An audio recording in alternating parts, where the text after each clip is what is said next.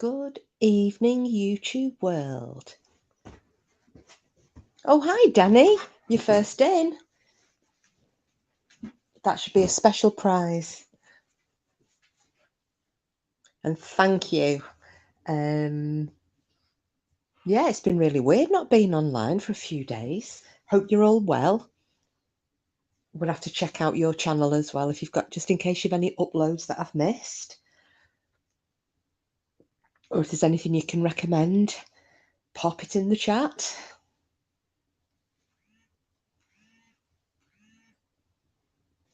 Oh, just get myself sorted.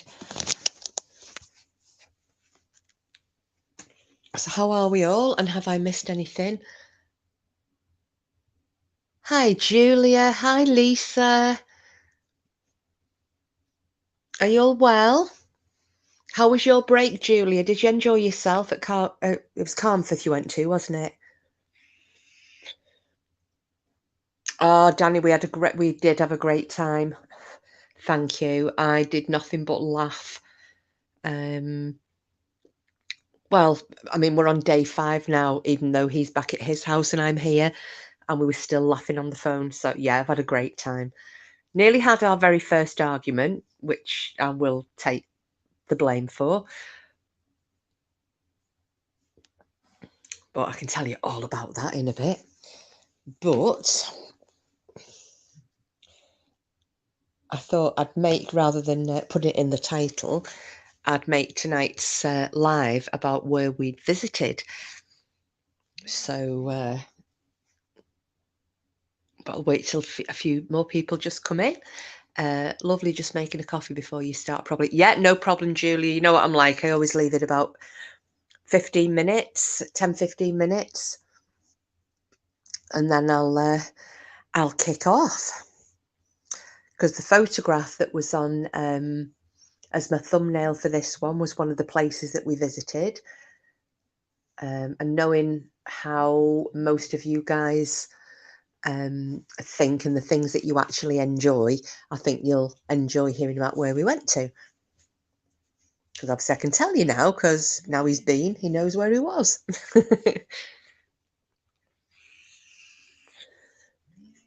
So Lisa, has there been any more fuckery going on YouTube streets? Well, Lisa, we were away for Valentine's and we went to York. It has the title of the most haunted city in Europe, if not the world. And I've got to say, it's probably one of my favourite places ever. I love the place. Don't love the prices in all the pubs, however, it was a one-off, so you know. Have you ever been to York, Lisa?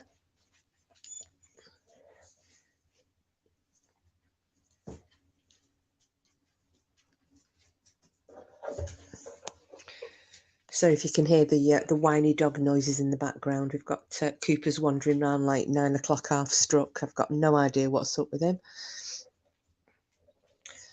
And it can't be the full moon, because it was the full moon on Tuesday night, wasn't it? So come here, come and lie down. So yeah, I was wondering if... Hi, Frida. Hello, lovely. How are you?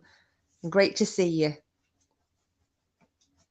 Oh, I've missed seeing you all and having a natter. So yeah, I was just wondering if anything's gone on YouTube streets, and just while we're waiting for people to come in. Any hot gossip? I think a lot of people are pissed at Dot. Do you know about Bubbles coming for Bamstop? No. Oh, hang on a minute, Lisa. Was that when she said, I know about Bubbles saying, I know all about you and your family. So is it something in addition to that, or is that what you're on about?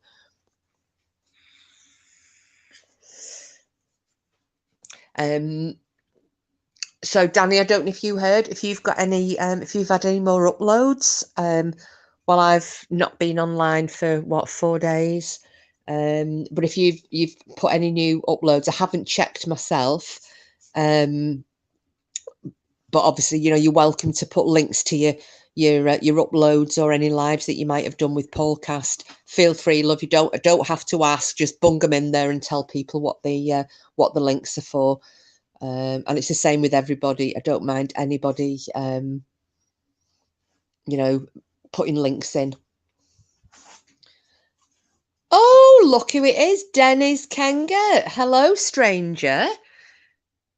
How are you? Oh, my job, it's a big secret. I am a bona fide Viking hit woman. That's what I'm going to say I am.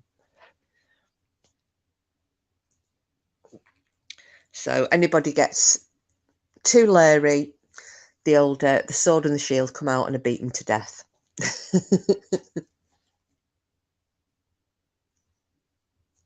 Danny After Dark. I'm doing a live Ask Me Anything true crime tonight on my channel with my two Manson show co-hosts. Oh, Manson show co-hosts. Oh, that's brilliant, Danny. Well, feel free if you want to drop a link in here, and I mean, depending on the time, it might be a bit late over here in the UK, but some people wake up like I did the last time. So feel free, please drop your link in. Hiya, Nuff. How you doing, sweetheart? Just catching up with people before I start, because I've been offline for 4 days. So we've been away on a little holiday. Well, Lisa, I don't think I have been to York. I know it's to the same thing. Dot tried making Salty's predicament into content for a channel and keeps taking digs at people. Oh, she just wants to get herself offline. Dennis, can I ask anything in that show? I usually get banned from those, so just making sure. Oh, no, you're not banned in here, Dennis. No, you're not banned at all. I mean, we try to keep it on topic because I keep getting I keep getting distracted when I'm doing particular content. I do keep getting distracted with the chat. So what I try to do, if I've got a story to tell or what have you, I've now started trying to ignore chat until I finish what I'm doing, and then I'll come back and have a look. And obviously, anybody can, draw my attention to any questions I might have missed, or I'll just say, if there's anything I've missed, put it in now. So, yeah, but no, you won't get banned for asking questions, hon. Not at all.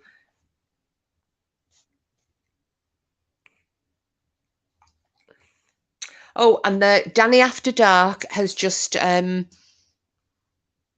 dropped a link in there. Oh, yeah, Dennis, please do. Have you subbed to Danny? She's got a great channel. It's really good. We need to give you a wrench, don't we, Dennis? Because you didn't come in and we thought, oh, we thought you'd left us because we went off the Vikings slightly, but it's great to see you back. We've been doing ghosts and poltergeists and all sorts of stuff. So, yeah, for anybody who isn't subbed to Danny, later on, she's got a live coming up where you can ask her anything. So that'll be great. Hello, Helen. How are you, lovely? Glad to see you've come in as yourself tonight, not pork chop.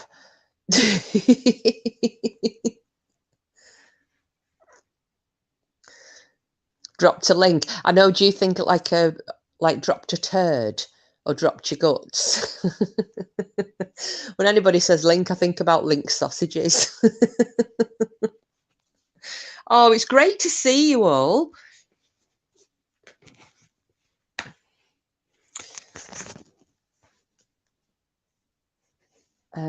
Good, thanks. Not gonna lie, I did consider it. Oh, with pork chop, I tried getting banned by asking questions, but she wasn't having it. The questions you ask are ones that try and embarrass me. Watch your step. I might try and embarrass you tonight.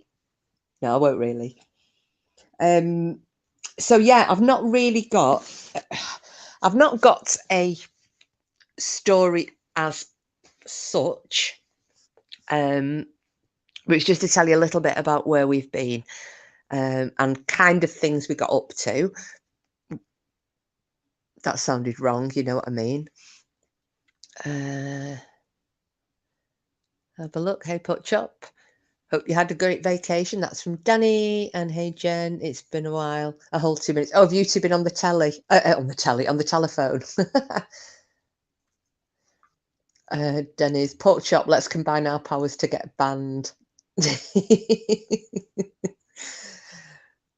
So, as you might have gathered, we're back from our little mini break. I feel very Bridget Jones when I say that. And we went to York. So Porky didn't know where we were going.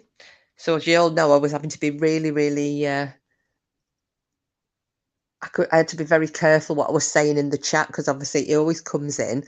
And even if he's not visible in chat, he's always listening.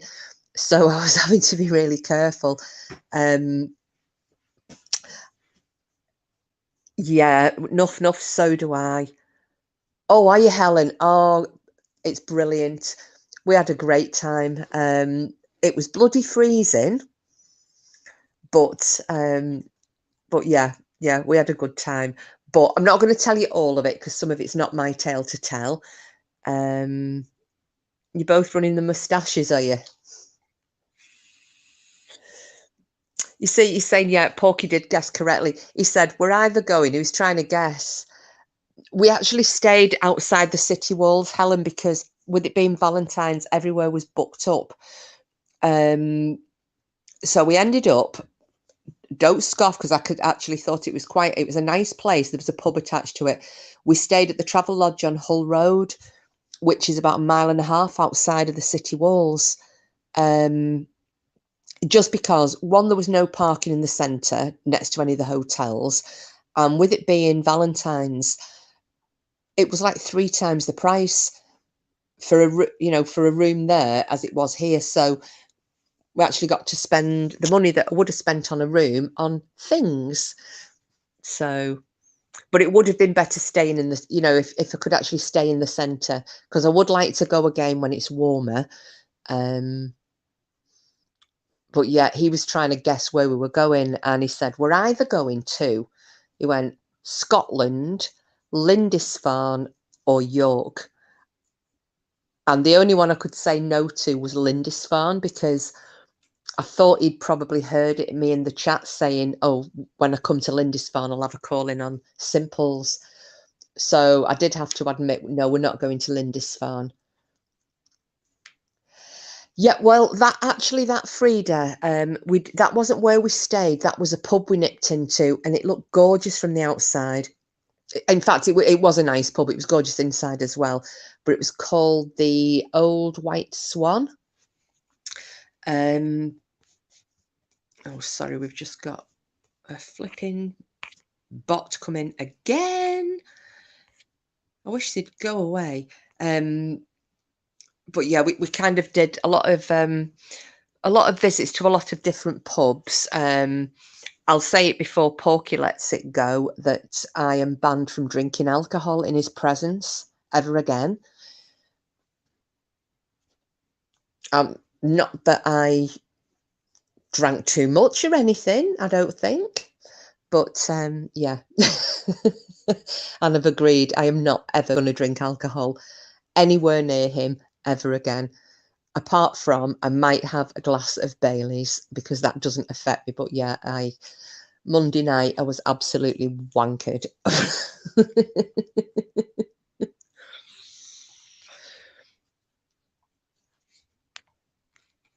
Oh, don't worry, enough. I can't see it anymore. So I did try and hide it, but I can't see it on my screen, so it's probably gone.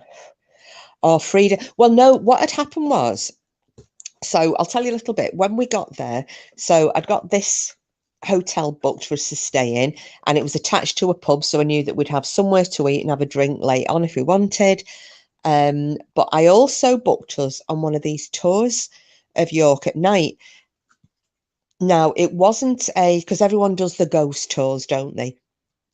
So it wasn't a ghost tour. It was a dark history tour. So you got the history, but it was all the gruesome shit, you know, like the tortures that went on, and you know, the murders and the battles and the hangings. So it was like the dark side of the history of York, which I really enjoyed.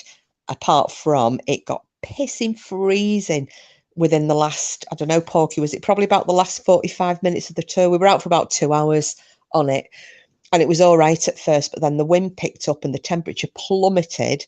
And this all had something to do with why I ended up shit faced, because we then were having hot drinks like hot toddies, and I had hot chocolate with apparently a double Baileys in it, which I'd forgotten all about, and mead, and what else did I have? Oh, a double amaretto that got necked. Yeah. So no problem, Lisa. You take care of chicken if you're going outside. Does that sound interesting? Love tours like that. Yes. Do you know what, Julia? I would. Hiya, Paula. Hello, my lovely. Just having a bit of a chat about where Porky and I went for our little Valentine's break. I would actually, now that he knows, I would actually like to go back there in warmer weather. And the good thing is as well that because we were talking about, because Porky's daughter, you know, was really fascinated, especially finding out that the Shambles is Diagon Alley out of Harry Potter. So we're taking some photos there, and she'd said she really wanted to go. So I think that would be like a nice trip, but definitely when it's warmer. And then obviously Jorvik Festival this year, which should be, so it's the biggest Viking festival in Europe. It's normally held in February. And obviously because of COVID and one thing after another, they've knocked it back to May. So if any of you ever fancy going to the Jorvik Viking Festival in the north of England, it's a must do. You really must try it, even if it's just for once. And it's great for kids as well. There's all sorts of wonderful things for them to do. Hi, Lady Witchy. How are you? Oh, hi, Simples. Sorry, I hadn't seen you come in there, sweetheart. Are you guys well?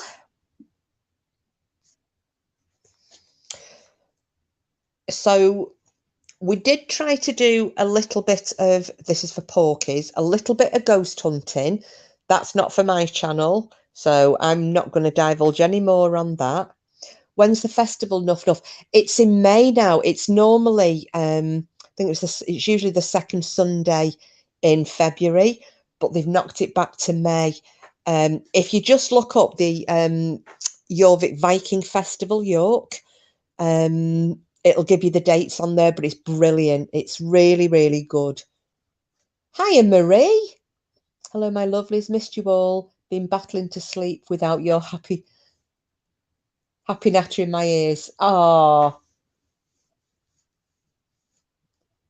that's right. Instead, so happy, may sleep a bit better tonight. Oh, well, I hope you do, love. I really hope you do. Just talking about our little trip away. So yeah, so we went on, we had this tour booked, and it was the Dark Histories one. Well, I knew it was going to be funny because when we first turned up, so this starts at 9, I think it was about 6:45. We turned up and there was only us there. And I'm thinking, oh, this is great. Because if you, for some reason, I didn't think many people would be on it, especially with it being Valentine's Day. I thought everyone will be out having posh meals out. We're going to get this tour privately because for a private tour, it's over £100. So I'm thinking there'll just be us two on this anyway. Then a mother and her 16-year-old daughter rocked up. So there were just the four of us. And I'm thinking, great. And then all of a sudden there was tons. So I think there were probably about 20 of us in total. But prior to everybody turning up, there's just me and Porky, and the guy is there who's doing this tour. Now he's got a dicky bow on, and he's got a cape. So Porky went, this is Amir. I said, yeah, that'll be the guy. Then he said, oh, are you here for the, because he at this point doesn't know what kind of a tour we're going on. I said, we've just got to be in Goodram Gate for 6:45, and I'm not telling you anything else. So this chap goes, you're here for the Dark Chronicles tour. So I just kind of like looked and laughed at him and went, cheers, dude. He didn't know why we were here. And he went, oh, right, sorry about that. Then for some reason started doing a Russian accent, and it was quite funny. Do you know, Simples, it was a bit, although he was thinner, but it was like the Phantom Raspberry Blower.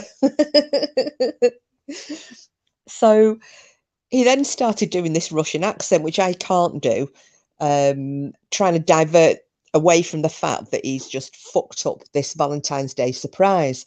Now, unbeknownst to him, and probably all the rest of you, Porky does the best Russian accent ever. What, in fairness, the poster behind him was a bit of a giveaway. Yeah, but you couldn't see that at first. Give over yourself.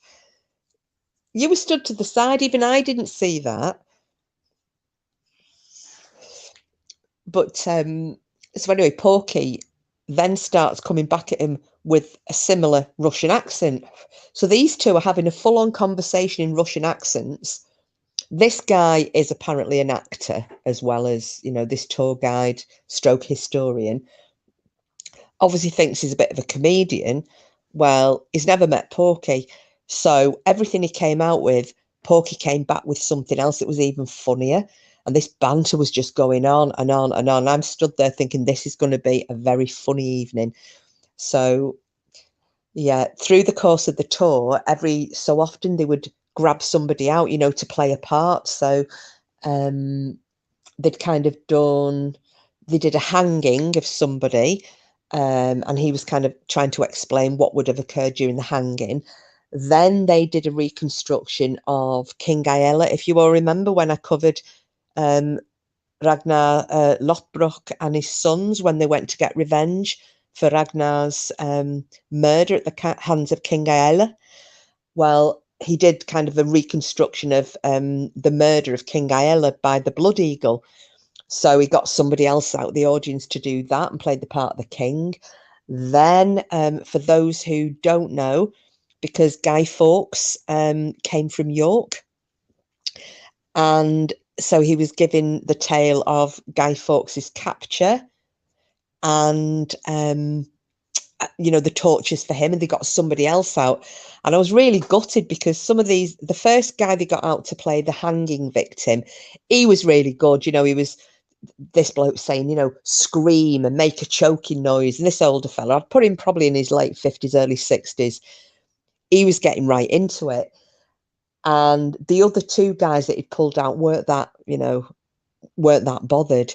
You know, I think they were feeling a little bit embarrassed, and I was praying that he'd pull Porky out. Well, I said afterwards, I knew he wouldn't, because after seeing how he was interacting with him, with the accent and the funnies that were coming out and the jokes and how quick he was being, I thought he's not going to pull him out to play one of these parts because he's going to get completely blown out the water. So I was quite pissed off about that because that would have been really funny, and I would have filmed it for everybody. But,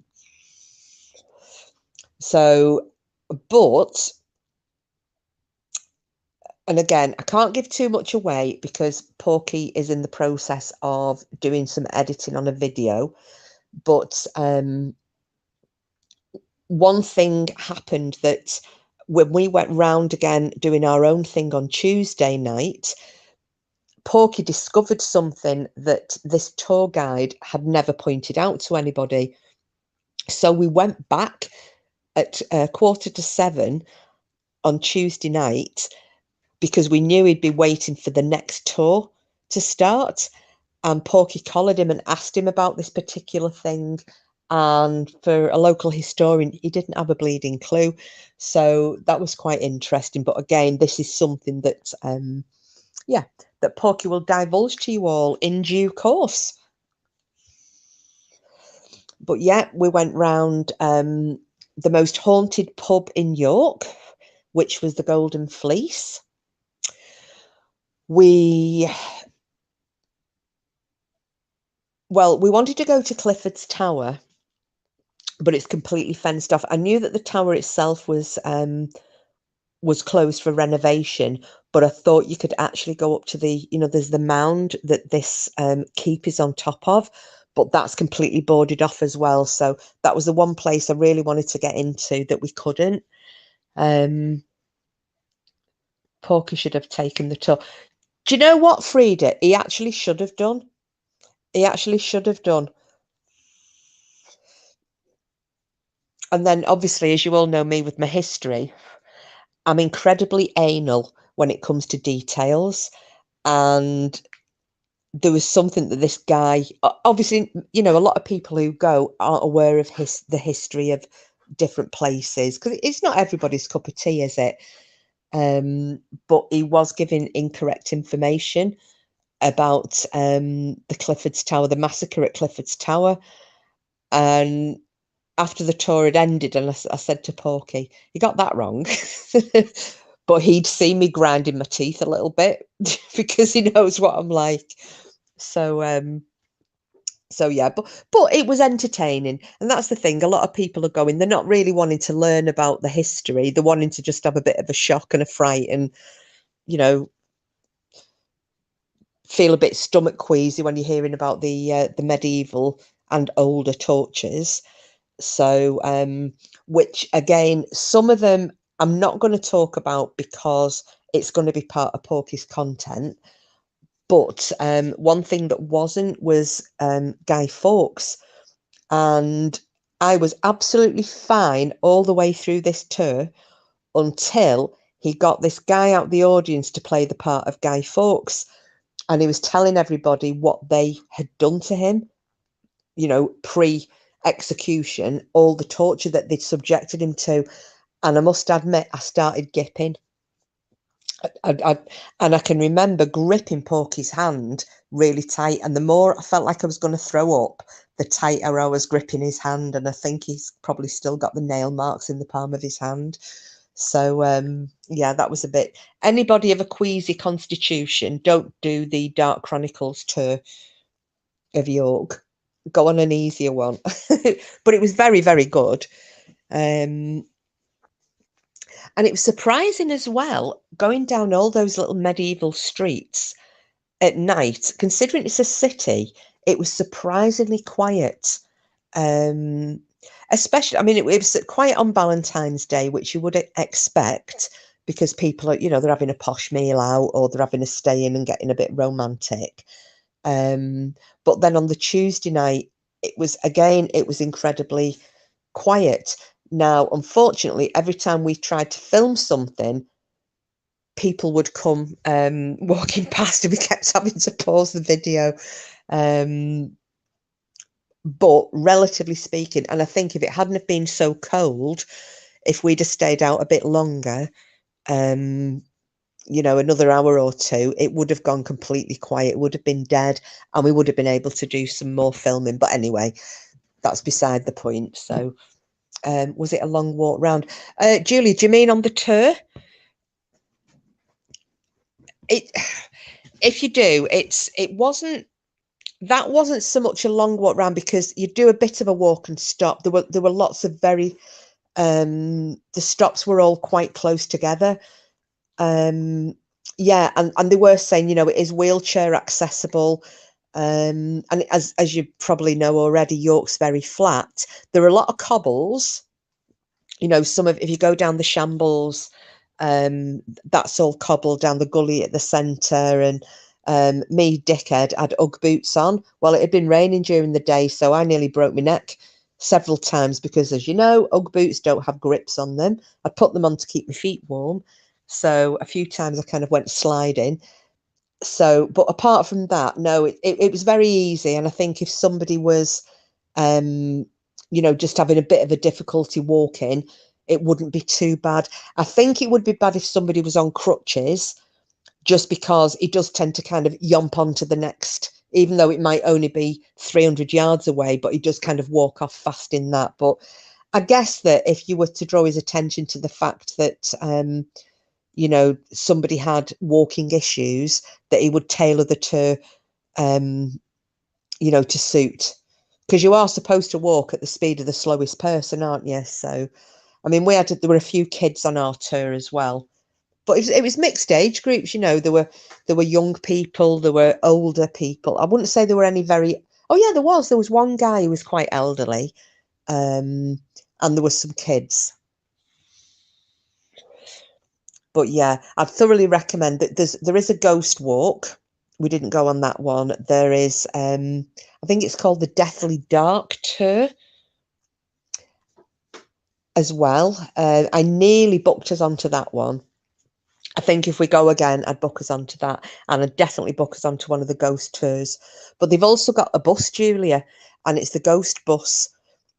And so obviously you can go downstairs, but upstairs it's open top, and they've got like plastic skeletons and things on, every so often on seats that's scattered about inside the bus. But yeah, that's a ghost tour on bus. So I suppose for the less able-bodied, that would be a nice alternative.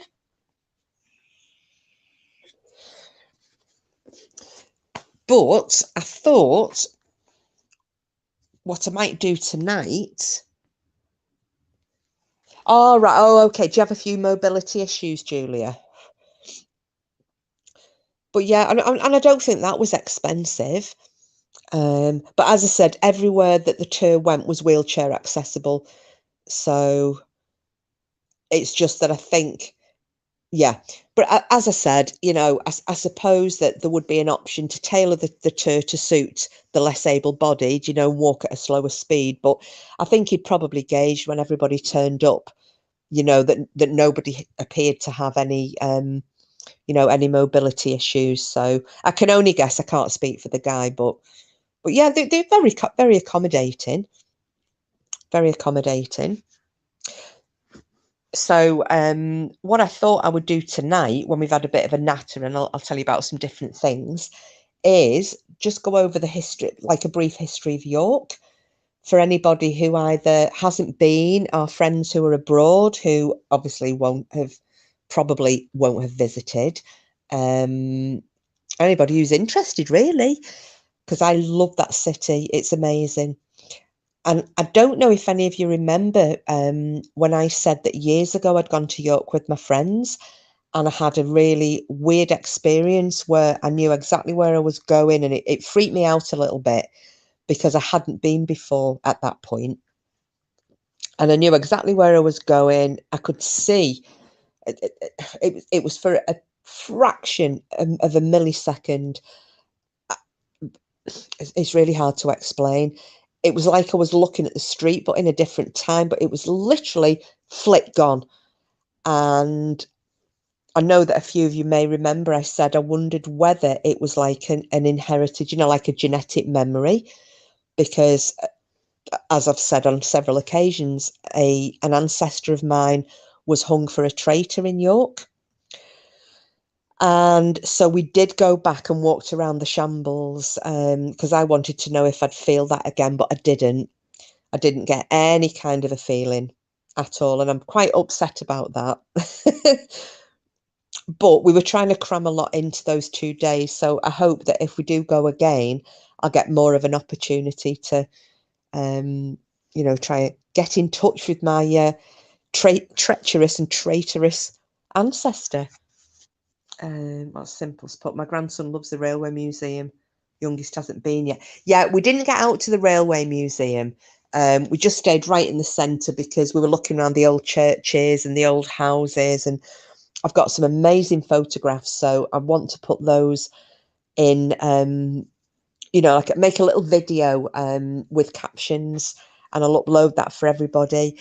But I obviously want to see if Porky wants to use any of those photographs for his, to accompany his videos. So I'll let him do that first, and then anything that he's not used, or I can do it after he's done his upload, then I can I'll put them on for everybody to see. So trying to think what else. Oh yeah, so I'll tell you about our near argument. We nearly had a couple. One of them I'm not going to go into, but the other one, so on Tuesday, because trying to get a taxi down, it was like a tenner each way. So Tuesday we decided to drive my car into York. It's only like 1.5 miles down the road, but because it was so windy, it'd been raining, we found a car park near, there's the Mecca Bingo Hall, just outside the city walls. And it was £3 for the day. So you could park on there until a minute to midnight. So this was in the morning. So Porky bought the parking ticket for this £3, and we thought we'll come in, we'll then stay till about lunchtime, go back to the hotel, have something to eat, and then come back again round about tea time and do another walk around the city. Hiya, Green Eyes. How are you? Glad you could join us. So as we're leaving at lunchtime to go back to the hotel, I just got completely turned around, and so I said, which way am I going? So Porky went, oh, you go this way. So he's pointing me out. And I'm also setting up, while he's talking, I'm setting up my, what's it called? My sat nav on my phone, just so that I can, we've got a bit of a backup. Oh, no, Green Eyes. Oh, I'm sorry, lovely. I hope you're feeling all right.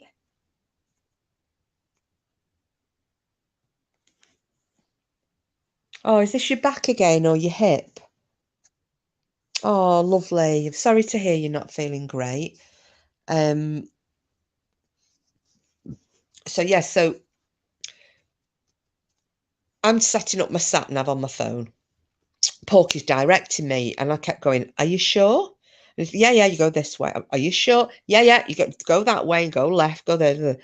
Da da da da da da. Now,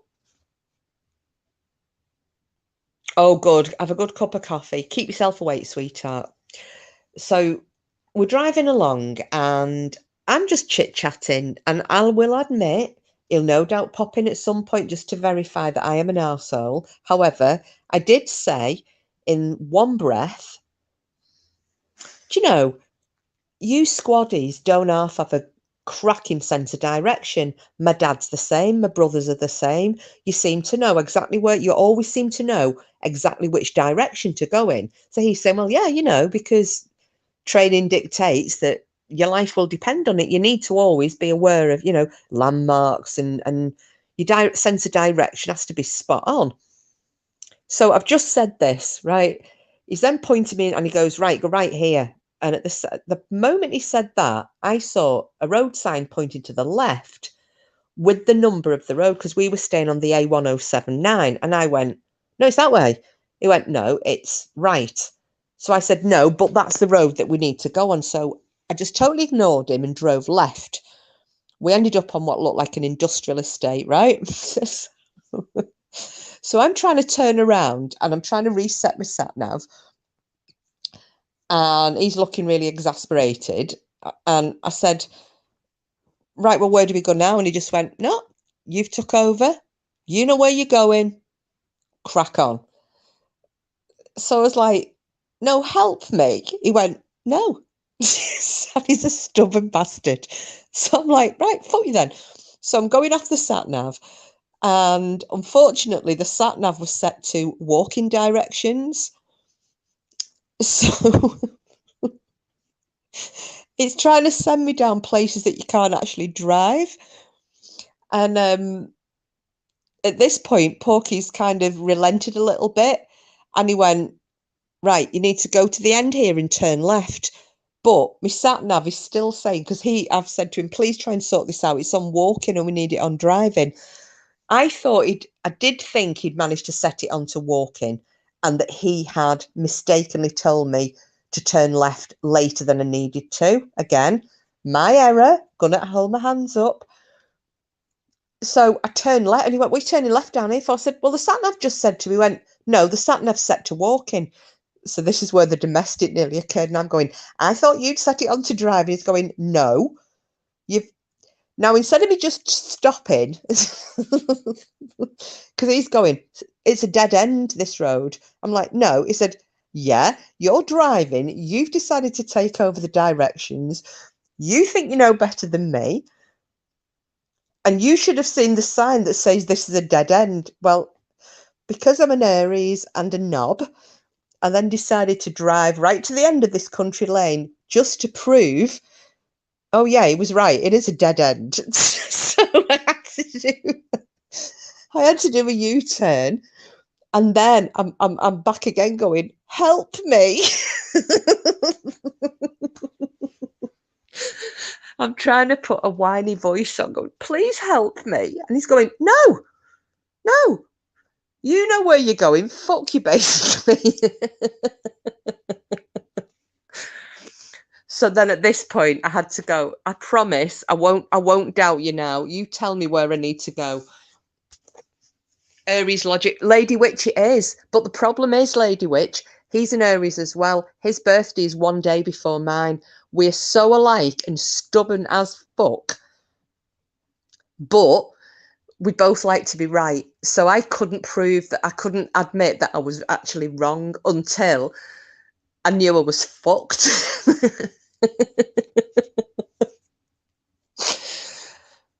So, yeah. And then he said to me yesterday, you never used to be like this, you know. I said, like what? He went, always trying to like prove me wrong, or I said, don't do it. I'm kind of doing it out of you know, for comedy effect. Oh, you're the same, Lady Witch, right? No problem. So yeah, it was me finally having to admit I was wrong and asking him for help, and him being Aries going no, but he did, and he got us back. And then all the way back, he's going, "Do you know how fucking stubborn you are? The fact that you said." You squaddies have a fantastic sense of direction. You always know where you are, no matter where you are, and you always manage to find the right way to get somewhere. He said, and 2 minutes later, when I'm telling you which direction to go, and you were like, no, fuck this, I know better. I'm like, I know. I know. So, yeah, Jack's being a complete and utter knob. Again. Yes, Green Eyes, you have. We went to York. We went to York, the most haunted city in the whole of Europe, if not the world. There he is, knobhead. I am though, aren't I? I'm a complete knobhead. But I'm big enough to admit I'm a knobhead. A really stubborn Aries wouldn't even admit that much. I know, Green Eyes, I do. I do. But it was very cold. Green Eyes ain't knobby. Yeah, I'm the knobby. I'm the knobbiest of the knobs.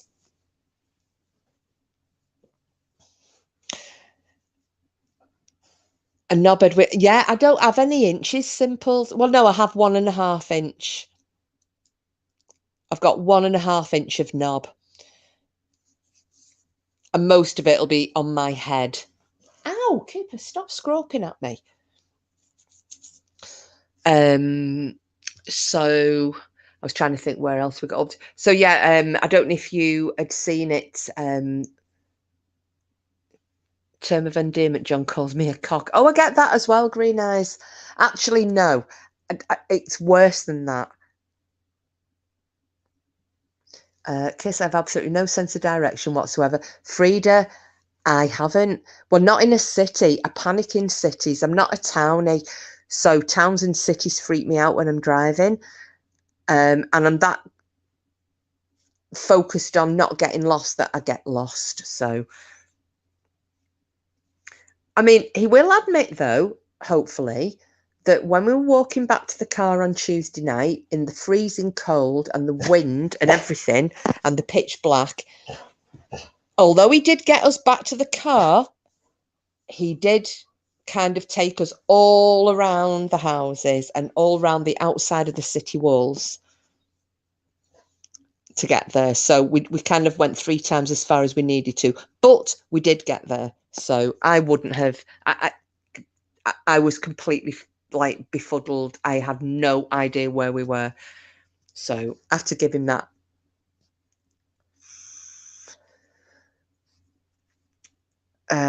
Hope you had a good few days away, Paul. Chop, that's from Green Eyes. Can't hear you. Oh, can everybody else hear me, or is it my sound, or is it Green Eyes with her iPad again?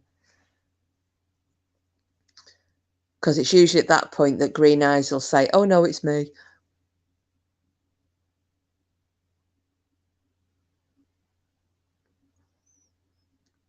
How's the volume for everybody else? All right, must just be Green Eyes then. Yeah, she sends me into a panic every live I do and going, "We can't hear you." Thank you. Hiya, Mirror Man. How are you, lovely? Did you miss your wingman? Because he's kind of wingman to you and Green Eyes.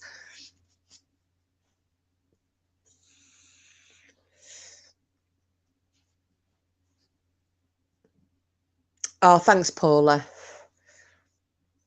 Unfortunately, I can hear every word, sweetie. Oh, I bet you can't wait till you get old and deaf, can you, Porky? And I wouldn't expect any less of you that you have filled Mirror Man in on the full debacle of me and my not taking directions from a man when I'm driving my car thing, which is absolutely fine. It must be my end again, nothing for a few minutes. It is, Green Eyes. Oh, no. I know, that's why I threw it out to the... You didn't mention it. Never mind. Feel free.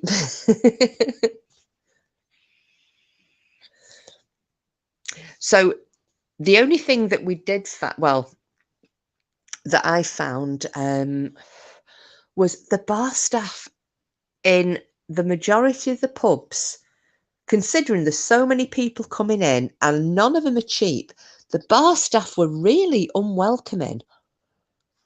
And that was a bit disappointing. I'm going to be honest.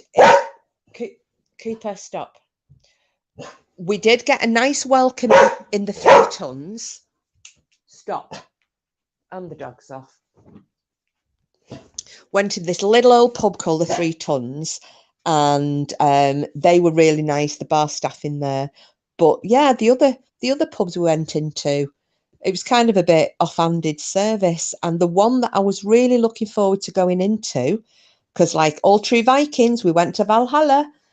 There is a Viking bar. It's the only Viking bar in York, and it's called Valhalla. And they serve mead. So that was our first stop as we left the tour on Monday night. We then went into Valhalla and we had a glass of mead each, which was ridiculous. Was it something like £6 a glass for a glass of mead? But the bar staff were just not, there wasn't like a thank you, kiss me ass or nothing. It was like, £12. Oh, all right then, thank you very much. Well, not even as you change, just like change is virtually chucked at you. So that was the only thing that oh, sorry, next door's dogs are yapping. If you can hear that, that isn't Cooper, that's Otto next door. I should have given some shit. I just couldn't be asked, to be honest, Green Eyes, but it kind of it puts a little damper on it. Oh, and this is a funny one as well. We got into the Golden Fleece. So the Golden Fleece has, I think it was 15 ghosts, apparently. And when you go in, there's all photographs in there of no, Julie, they weren't rushed. When we got into Valhalla, there was one guy at the bar who was being served, and then me and Porky at the other end. It was a very quiet night because it was Valentine's Day.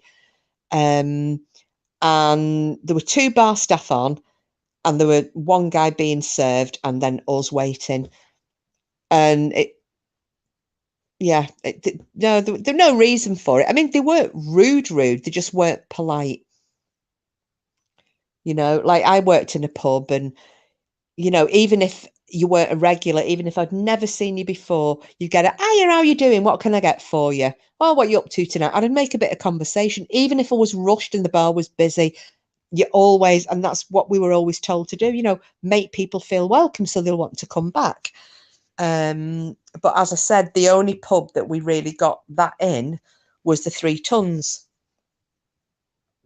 So, but yeah, so we went into the Golden Fleece, and we're looking at these photographs. So as you go in, it's got like the most haunted crew in there. So there's like pictures of Derek Cora on the wall. And then that Richard, oh, what's his name? The historian who was on with the dyed black hair, who used to be on Most Haunted. Oh, I've forgotten his name. Well, because Porky was saying he thinks this guy does ghost tours around York as well. So there's photographs of him in there. And then as you walk in the pub, so there's a bar as you go.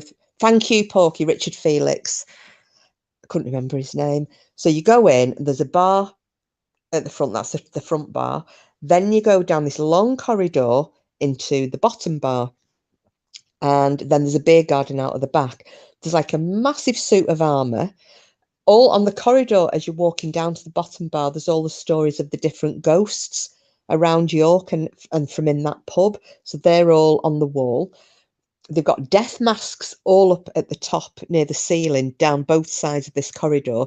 You get into the bottom bar, which opens out. There's a massive suit of armour in the corner. There's like a dead Viking sitting on a bar stool, which is weird. So we went out and sat in the beer garden. Well, I left Porky getting the drinks. I nipped for a wee, followed him back outside, and at this point he's out in the beer garden. So I went and sat down, and he's picked this. We were like sitting on quite high chairs at this high table near the wall. So we're chatting away, da da da da. And then I see him look up, and he went, "Ooh," like that. Well, hang on, sorry, no, Cooper, don't.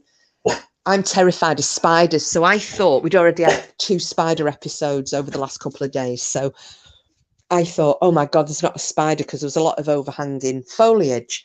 So I've looked, it nearly fell off my flaming stool. There's a damn skeleton attached, obviously a fake skeleton, but there's a skeleton attached to the wall, hanging over where I was sitting. So I jumped out my skin. I'm like, you bloody sat there on purpose to make me shit myself. He hadn't, because he hadn't even noticed it up to that point. So that was the Golden Fleece. As I said, apparently or allegedly the most haunted pub in York. I'm trying to think where else we went into. So we went in the Three Tons, Valhalla, the Golden Fleece, well, the Black Bull, because that's where we were staying. I can't remember. I know we've been in other places as well. We then also had what was claimed to be the best bacon butty in York, which it's a little cafe that is situated within the Roman wall, and it's right next to, oh yes, the White Swan. Thanks, Porky. I think was that the sum total of our pub crawl? I can't remember. So we went into this little, it was a cafe that's situated within the city wall, actually into the wall itself, and it's right next to what was the Roman fortress.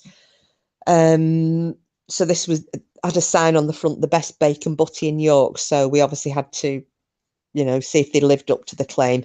Yes, it was a really good bacon butty, really good, beautiful bacon,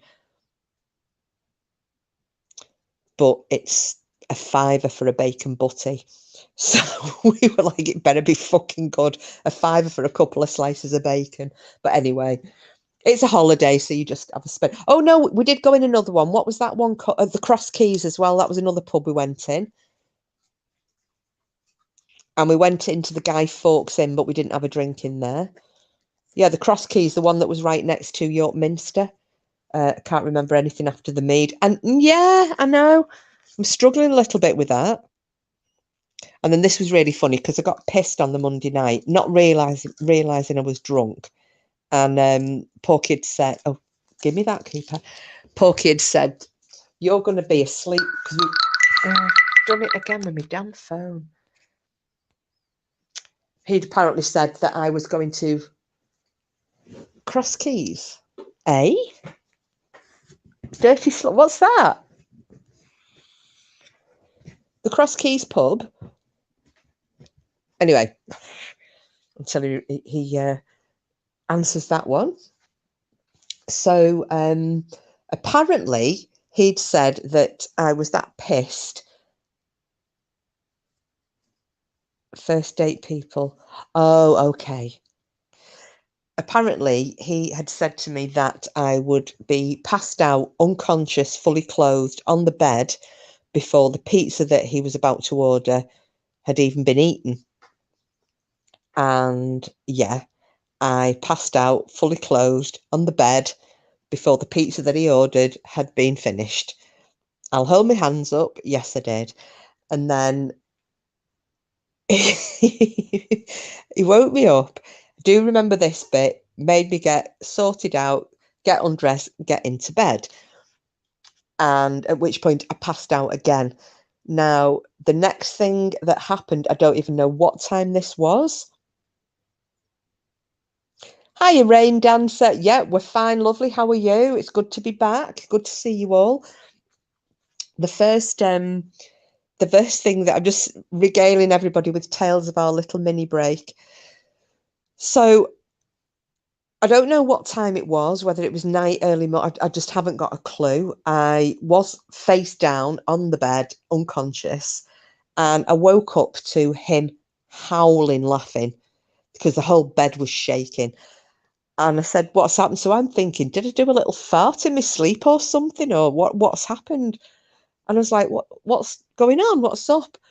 Apparently, he said that as he had sat on the bed, I must have thought it was Cooper, and I told him to get off the bed, but he said I thought it was the dog. So he's like, "That's how pissed you were." So we then had to we had a little chat, and I am banned from drinking ever again, which isn't bad. I don't tend to drink anyway, but it was a little holiday and we were celebrating. But yeah, it wasn't good. Not a good look.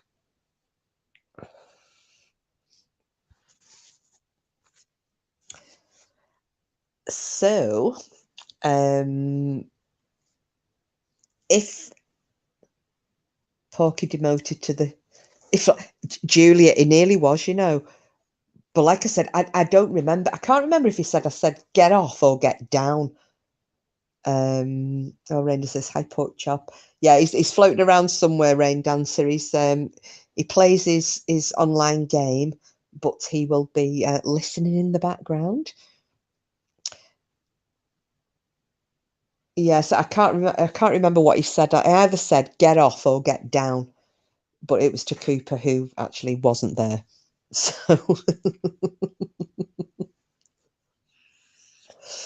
so anyway, what I'm going to do is give people, especially those who don't know anything about it, I'm just going to give you a little bit of the history of York, because it's a beautiful city. If you've never been, I would 100% recommend you going. This is people in this country or abroad. You know, if you ever visit the UK, please make a point of going to York, because it's so beautiful. And as I said, you'll see that eventually with Porky's video, and you know, there's photographs as well, so either his or mine. But I was getting all the very old buildings, and I was taking photographs of the shambles and the churches and all sorts of things. Simple says, so you're now pork Shep too. Yeah, yeah, get down, Shep.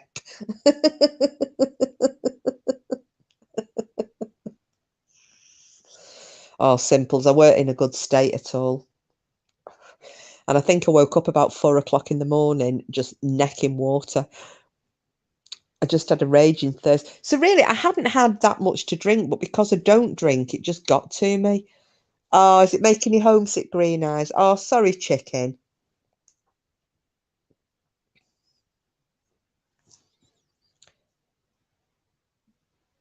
At least you tickle my belly. Yeah. Oh, was that your belly? Flipping heck. My sense of direction fucked up again. Cooper, stop it. Cooper, stop. Oh, he's off. He's off. with a tongue like Gandhi's sandal. And you know, I always say that like Gandhi's flip flop. Or my nan always used to say, "Oh, I've got a mouth like an Arab's foot in the desert." I don't know whether you're allowed to say that anymore, but I just said it. Cooper, enough. Oh, God. Pork chop. Sorry, typo. Bell end. Shh. It might be a family show. Right. So, guys and gals, I'm going to give you a little bit of the history of York. Before I do, one of the things I have to say it because it's going to kill me on that if I don't do it. When I was saying about the tour that we went on, and the tour guide was talking about Clifford's Tower. Now, I don't know if any of you know, it was a Norman keep. It's a round tower on top of a hill. Smells like the bottom of a bird's cage. Yeah. God full of cat litter, green eyes. No, don't they say it's the beer monkey, don't they? I was suffering from the beer monkey.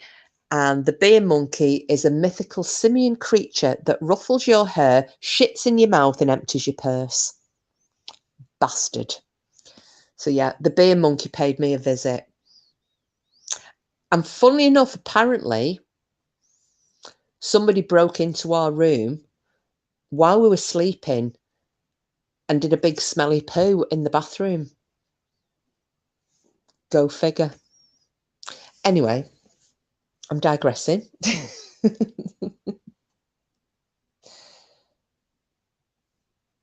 Clifford's Tower.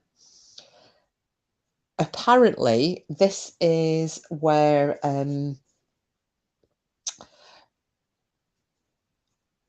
it's broken twice, if you recall. Yeah, they did. Mouth like the bottom of a bird's cage had a cockatoo on it.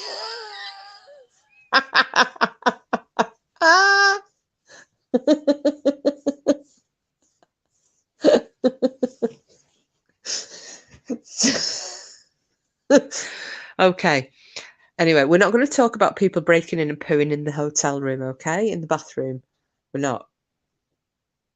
They were very naughty. Whoever it was very naughty. So I'll do very, very briefly. Clifford's Tower. So when William the Conqueror came over and conquered, he needed money to kind of build the England that he wanted, and obviously to finance his troops. You know, he had he had a lot of battles to carry out. You know, as he rode roughshod over the Saxons in England, and he needed the money to do it, and his coffers were empty. Now, at that time, the loaning of money for interest was illegal for Christians because it came under the crime of usury.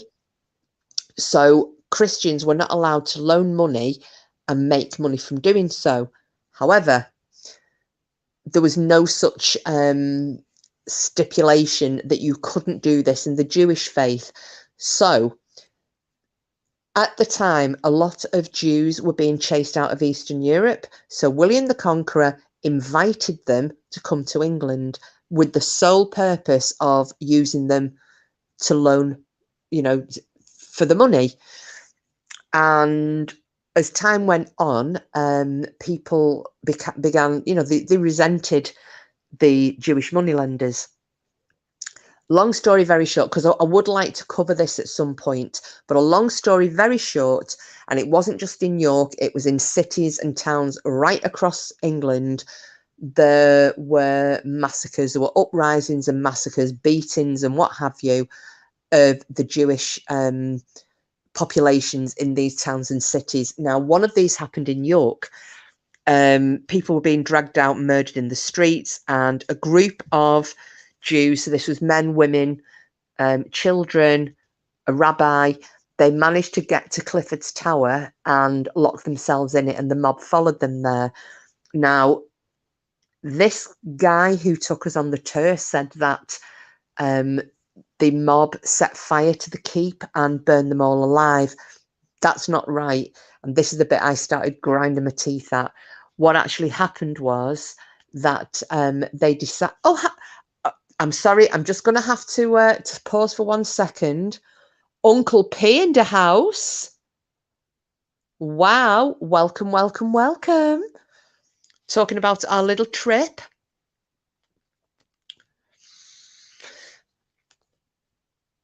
Just giving the guys a little tour. So I'm not watching chat so much. Well, I'm trying not to. So you can have a little listen.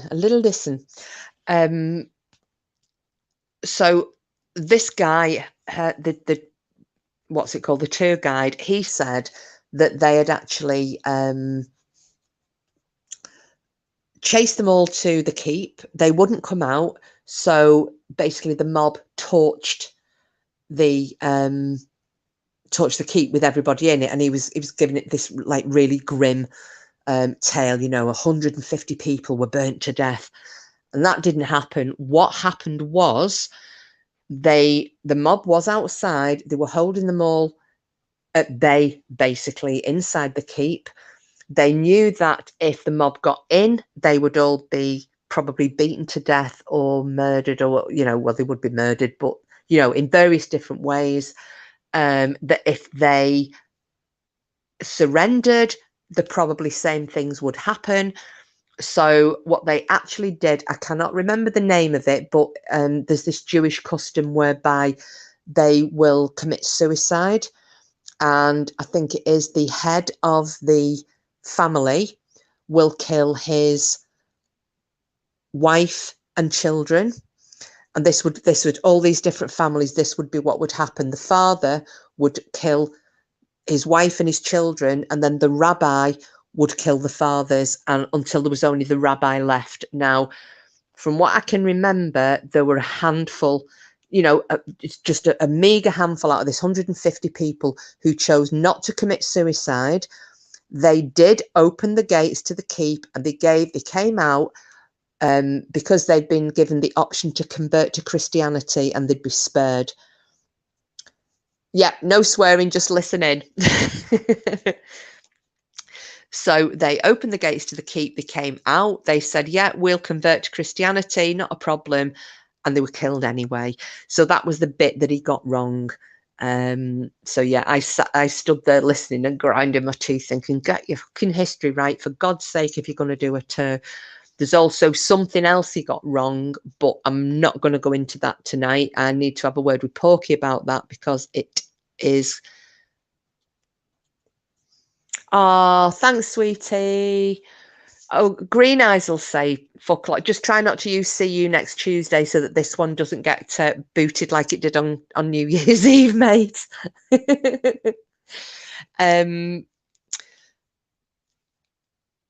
So yeah, there's one other thing he got wrong. We didn't know about this. I found this out today. It was a lot of fun, Uncle P. It was. You'll have to come in when I do my next one. We've been doing incognito nights. You can come in with a name change to be anybody you want and drive me deranged, because these load of bastards here had me on the verge of a nervous breakdown the other day. So there's no Tismy Denny's not in though tonight. So she's working nights at the moment. So yeah, just to let everybody know, if you're wondering where Tiz is, it's not that she's ignoring yous or doesn't want to come online. She's actually started working evenings, so her hours are all upside down and topsy-turvy at the moment, but she will be back. Absolutely, Pete. I'll let you know the minute we do it. We did one the other day, and yeah, I very nearly, as Green Eyes and Porky and everybody else will tell you, I was on the verge of a nervous breakdown. So you'll find that quite funny. Yeah, I got the whiny voice and everything because I didn't know who anybody was. They were giving me evil clues. And at one point, there were 4 or 5 pork chops in here, and somebody came on as me. So there was a Kiss My Axe in the chat as well. That wasn't me, but yeah. Yeah.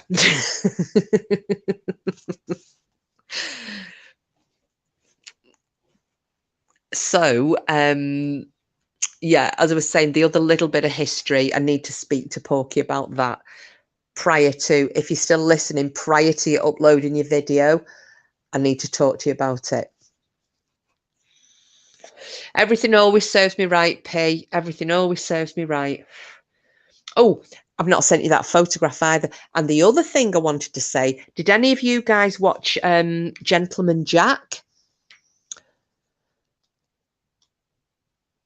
With Saran Jones, wasn't it? About the lady who pretended to be a man in business, and I think it was on BBC?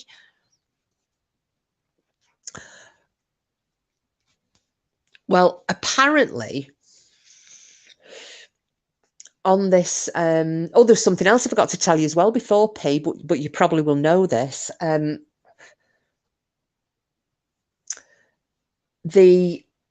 Let me have a think now. So the real Gentleman Jack got married to her.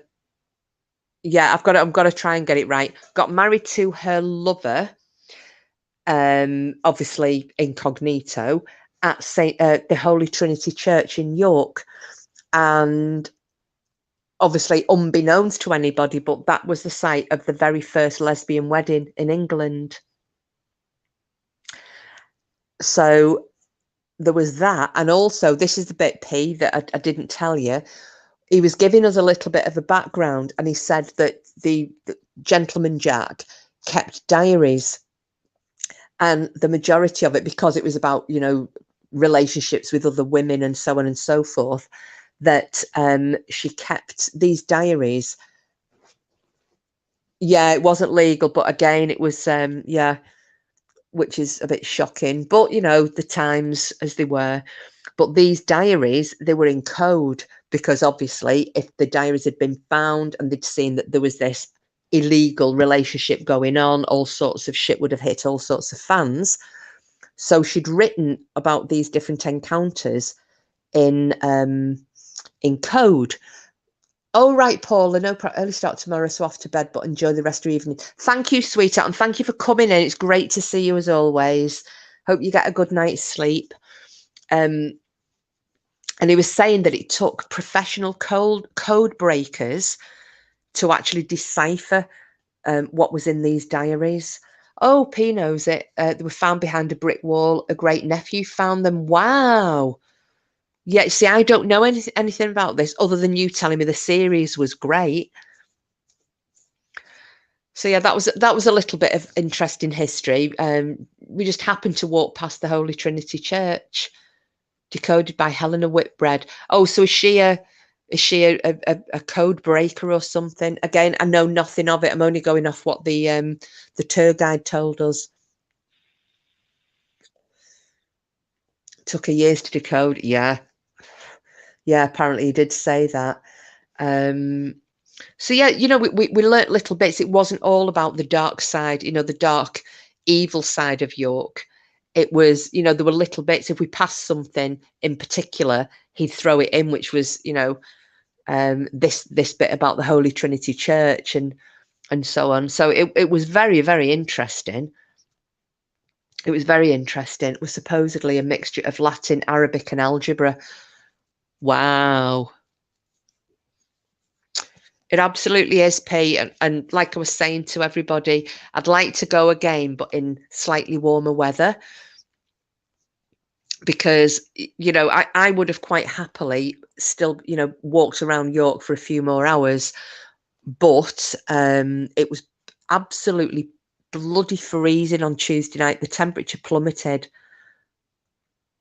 Oh, do you know what? We didn't go. I meant to go there with my Watmagate, and what I'd done was I'd made a list before we went of all these places that I wanted to go walking around and take Porky to. You know, all the little snickleways, which are they're like alleyways, but they call them the snickles in York. Here in Lancashire, you call them ginnels. Everywhere else, it's alleyways. But oh, thank you. Yeah, WhatsApp it over to me, please. In fact, I might have got it and not realised. And I left the piece of paper on my table, didn't I? And I forgot about, till you've just mentioned that, I forgot all about Whitmer Watmergate. Gutted. But you know, York's still going to be there, so we can go again.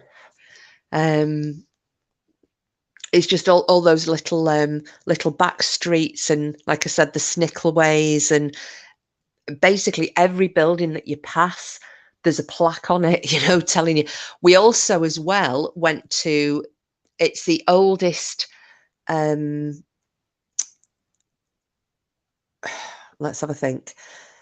It's the remains, so it's not an entire house, but it is the partial remains of a house. Now, they found it when they demolished another property, and this is an 11th, so it's built in the about 1086, I think they said it dated from, and it's called the Norman House. So we went round the back of it, it's through a little snickle. It's nothing spectacular, but it's just the remains of this house. So apparently this is the oldest house in York, even though it's not, you know, it's not complete. So that was quite interesting. Google is your friend. No, to be honest, Pete, he knows bloody everything. Oh, while you're here as well, can you see at the top of my chat?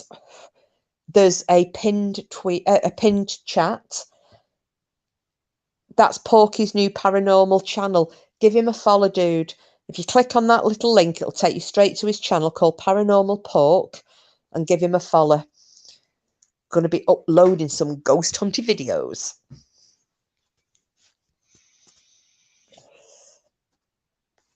Let me just see if I've missed anything else out in the chat. No.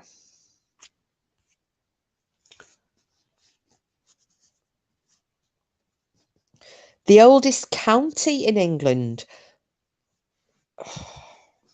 Well, wouldn't it be? It'd be one of the Saxon ones, wouldn't it? So I would, if I had to guess, I'd say it's either Wessex, Sussex, or Northumbria.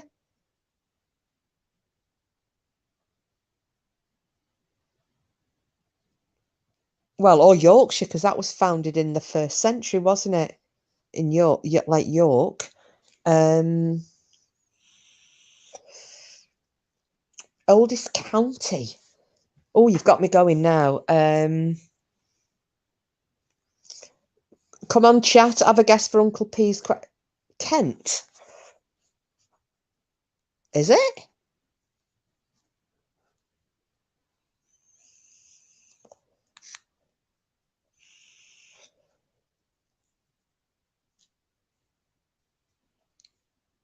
Anybody else want to hazard a guess? It's become quiz night with Uncle P.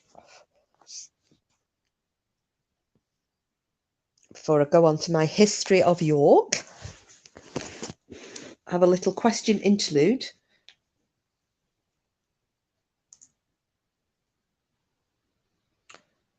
Colchester.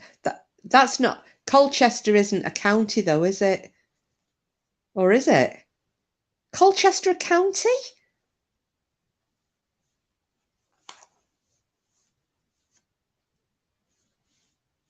I thought Colchester was just a town.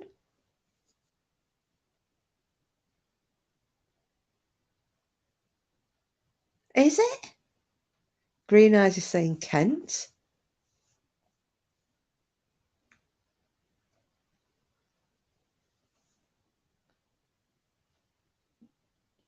It's the oldest Somerset or other. Oh, for God's sake. No, I'll tell you what Colchester is. It's not the oldest county, you dumb fuck. It's Colchester we did this. If you'd have been in the other week, yeah, I think I meant town. Yeah, city. No, I'm not doubting you. No, I was done about Uncle P, not you. Duh. Colchester, I covered this last week when I did Boudica. And, oh, it meant you. Okie dokie. Colchester was that was the first city that was founded by the Romans, and it had previously been a ancient British settlement, and it's also the only let's have a think now. It's mentioned in the Bible, or the Acts, is it? I think it's in the Acts of the Apostles. It's mentioned by St. Peter, who spoke to a Jew who had come from Colchester. And it's also mentioned in, I think it was by Pliny the Elder, because he mentions the Druids on Mona, which was Anglesey. And because people in Rome wouldn't have known where Mona was, he said Mona, which is about, I'm going to paraphrase here, 150 miles northwest of Colchester, because Colchester was known by people as it was the Roman capital. There you go.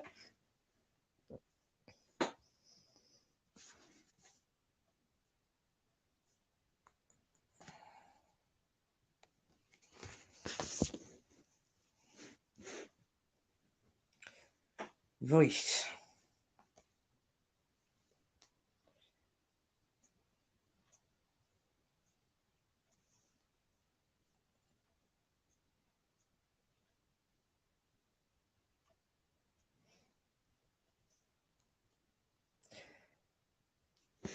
So, if we're ready, I'm going to do a brief flyby history of York for anybody who may be interested,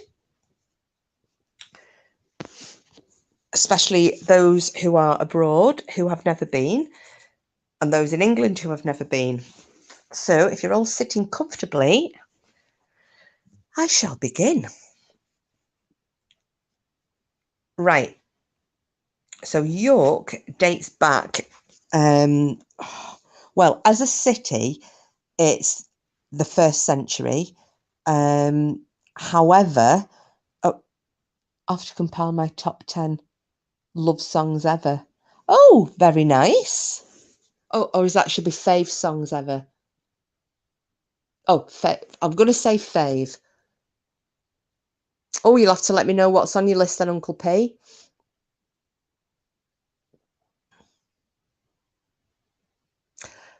One of the songs that's on mine, before I carry on with this history thing, is, and not everybody likes it. Yeah, I thought that would be what it was. I love Constant Craving by KD Lang. It's one of my all-time favourite songs. Just love it. I think that's always got to be, if I had to make a playlist, that would have to be on it.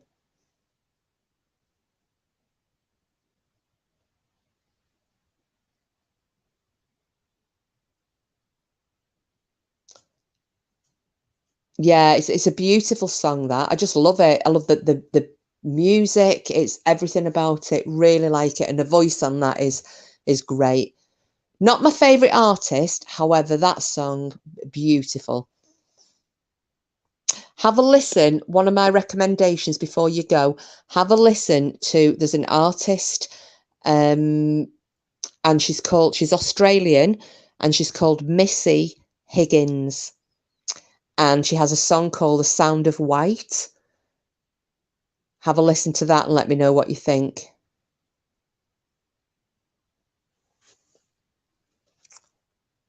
Listen to Hallelujah. Oh, right, I will do. Thank you. She has got a good voice, though, I'll give her that much. But yeah, have a go. Missy Higgins, The Sound of White. It's a lovely song. She's got a very distinctive voice. Yeah, she's a Marmite. You're either going to love her or you're going to hate her. I love her. But yeah, enjoy. And don't forget to send me that picture of Whitmer Watmergate.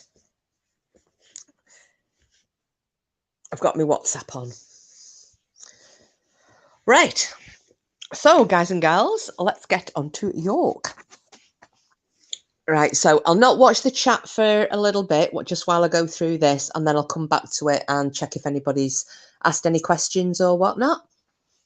So, as I was saying, as a city, York dates back to the 1st century, but archaeologists, they found evidence that there were people in that area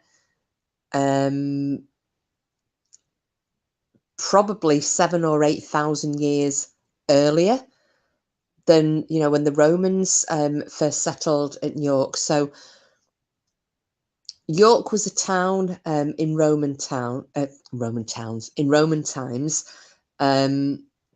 Now, the Romans recorded a Celtic name for York, which was Eboracum or Eboracum.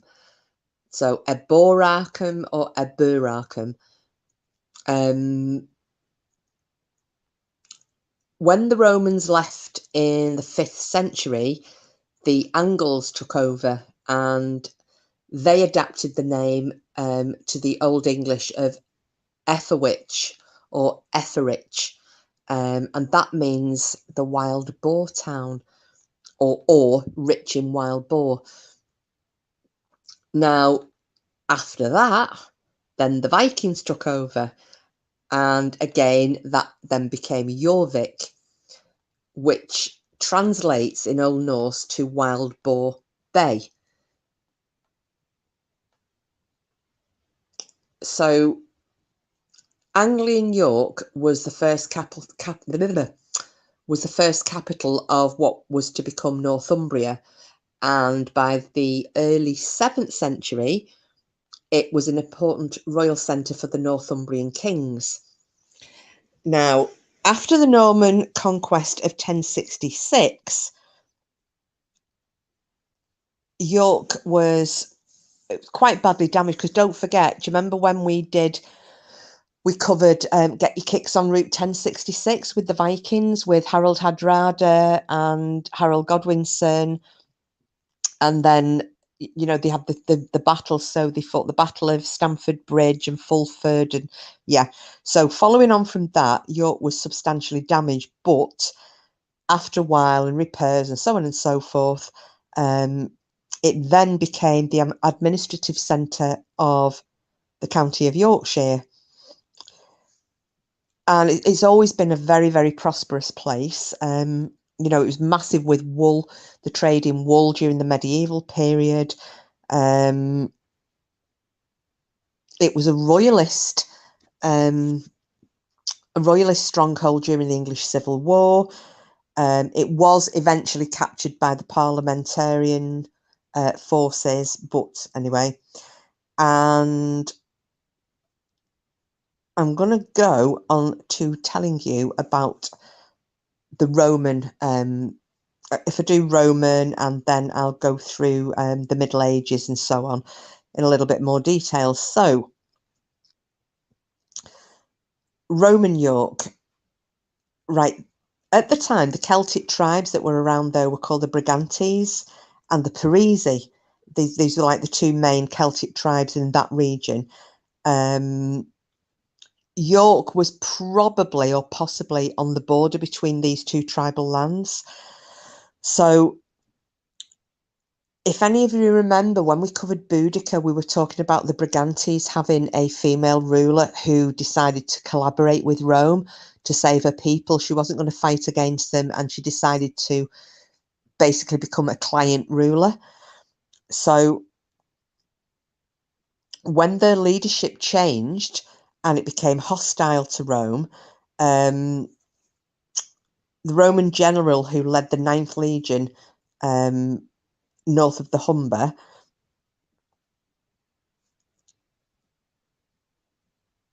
they decided to like wade on in there. Now, this Quintus Petilius, I can never say his last name, Cerialis or Cerialis, he was basically, how would I say it? He was instrumental in the foundation of York. And the 9th Legion, which we've still got to cover, which is the missing 9th eventually, they constructed the military fortress there that was on some flat ground, which was just above the River Ouse, near where the junction of the River Ouse and the River Foss is. Now, the fortress that they built, which was a wooden fortress, it was later rebuilt in stone, and it covered around about 50 acres and was inhabited by 6,000 soldiers, just this one fortress. Well, Porky and I got a photograph of what was the old fortress, which again I'll share with you in a couple of days. Now, the majority of what was the Roman fortress is lying under the foundations of York Minster now.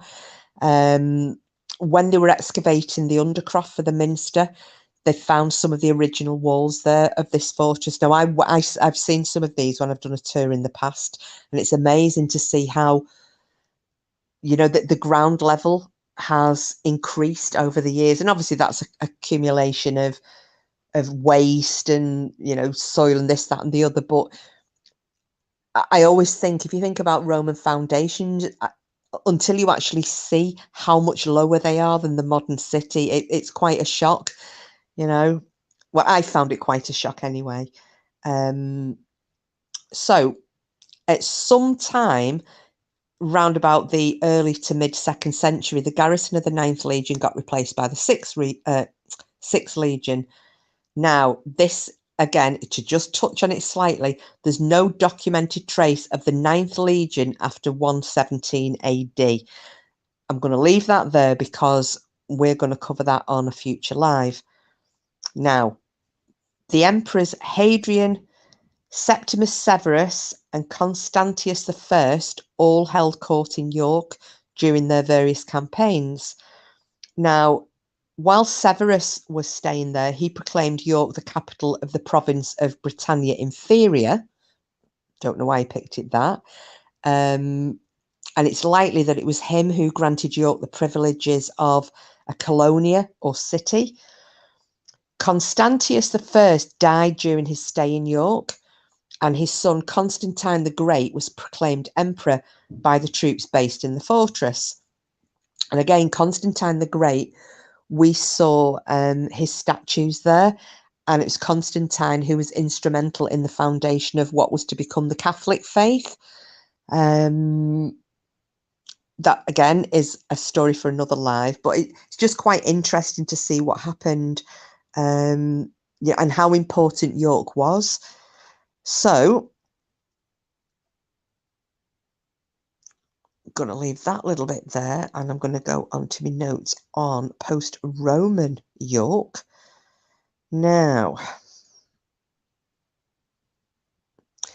so we've got Ethelwich, which was the Anglo-Saxon name for York. So the Angles, when the Romans had left, there was a mass invasion from Europe of the Angles, the Saxons, and the Jutes.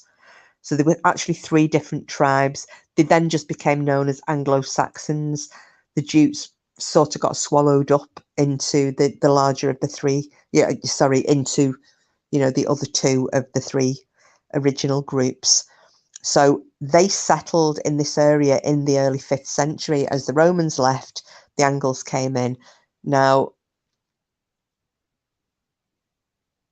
cremation cemeteries from the 6th century, they've been excavated close to York, at a place called Heworth. But there are few objects from inside the city, you know, relating to the Angles. Now, it's unclear whether York was actually settled at all during this period where the Angles were in control. Now, by the early 7th century, York became an important royal centre for the Northumbrian kings. You know, there were bishops being crowned there. There were kings living there. Oh, sorry, I've just lost my place. And then by the 8th century, York was a massive commercial centre. So they'd got established trading links right across England, northern France, the Rhineland. Excavations near that junction of the River Foss and the River Ouse at Fishergate has found buildings that date from the 7th and the 9th centuries. And these were located away from the Roman centre of the city. So they're thinking that they may have formed a bit of a trading settlement that served the royal and the ecclesiastical century, as we've just been on about. So the next part of York was the Vikings. So the Vikings then came along in November 866, and it was what was known as the Great Heathen Army, and they took over York, and it then became Jorvik. Now, there were several churches built in York during the Viking Age. One of them is called St Olav's, which is on Mary Gate, and that was dedicated to Saint Olaf, who was King of Norway, and Saint Mary Bishop Sill Jr., which has a 10th century tower, and that tower was added onto in the 11th century, but they were Viking constructions. And then obviously after that, it then came under the control of the Normans following the Norman conquest in 1066. So it's had like 2,000 years of really intense history. It's always been incredibly important. Even now it's got, if anybody's ever bought a Terry's chocolate orange or a Yorkie's bar, they originated in York. Now, when I was talking about Clifford's Tower earlier, there's just a little bit that I'd written down about the massacre that went on, and I'll go into it. It's only a little bit, it's quite short, but I've got the dates on here. So, as a little bit of background, so following the Norman conquest of 1066, and York being substantially damaged by the harrying of the North, which was launched by William the Conqueror in response to, because there was a lot of regional revolt. So 2 castles were erected in the city on either side of the River Ouse. And then once again, York became an important urban centre as the administrative centre of the county of Yorkshire, as I explained earlier, and it was the seat of an archbishop. And at times in the later 13th and 14th centuries, it was an alternative seat of royal government. It was also a very important trading centre. Several religious houses were founded following the conquest, including St Mary's Abbey and the Holy Trinity Priory. And the city, as a possession of the crown, also came to house a substantial Jewish community who were supposedly under the protection of the sheriff. However, and this is the date here, so on the 16th of March 1190, a mob of townsfolk forced the Jews in York to flee into the castle keep, which was later replaced by what is now known as Clifford's Tower, and that was under the control of the sheriff. The castle was set on fire, and it was set on fire, but this wasn't what killed the Jews. The Jews were massacred. It's likely that various local magnates who were debtors of the Jews helped instigate this massacre, or at least did nothing to prevent it. Now, something else that I heard, I didn't write this down, but I remember reading about this somewhere else. Apparently, one of the ringleaders did owe a substantial amount of money to one of the Jewish moneylenders. When they'd all been massacred at the keep, members of the mob then went into the houses of, these Jewish moneylenders, and they took the debt books. And for whatever reason, they took these books to York Minster. Now, there's been some speculation that, and basically these books were to be destroyed, but did they go to the Minster to repent the sins for the fact that they had, just committed mass murder? Or, was it classed as a sin because they weren't Christians? I honestly don't know, but they took all these books to the York Minster to be got shot of. So it does seem to be that it wasn't so much a case of disliking the Jewish community. It was more a case of wanting to get shot of them because he didn't want to have to repay the massive debts. So, and I think that's quite sad. It was very sad, actually. Now, another thing that we found when we were walking around there were, it was the majority of these buildings that, oh, sorry, I've got another bot here that for some reason it's not letting me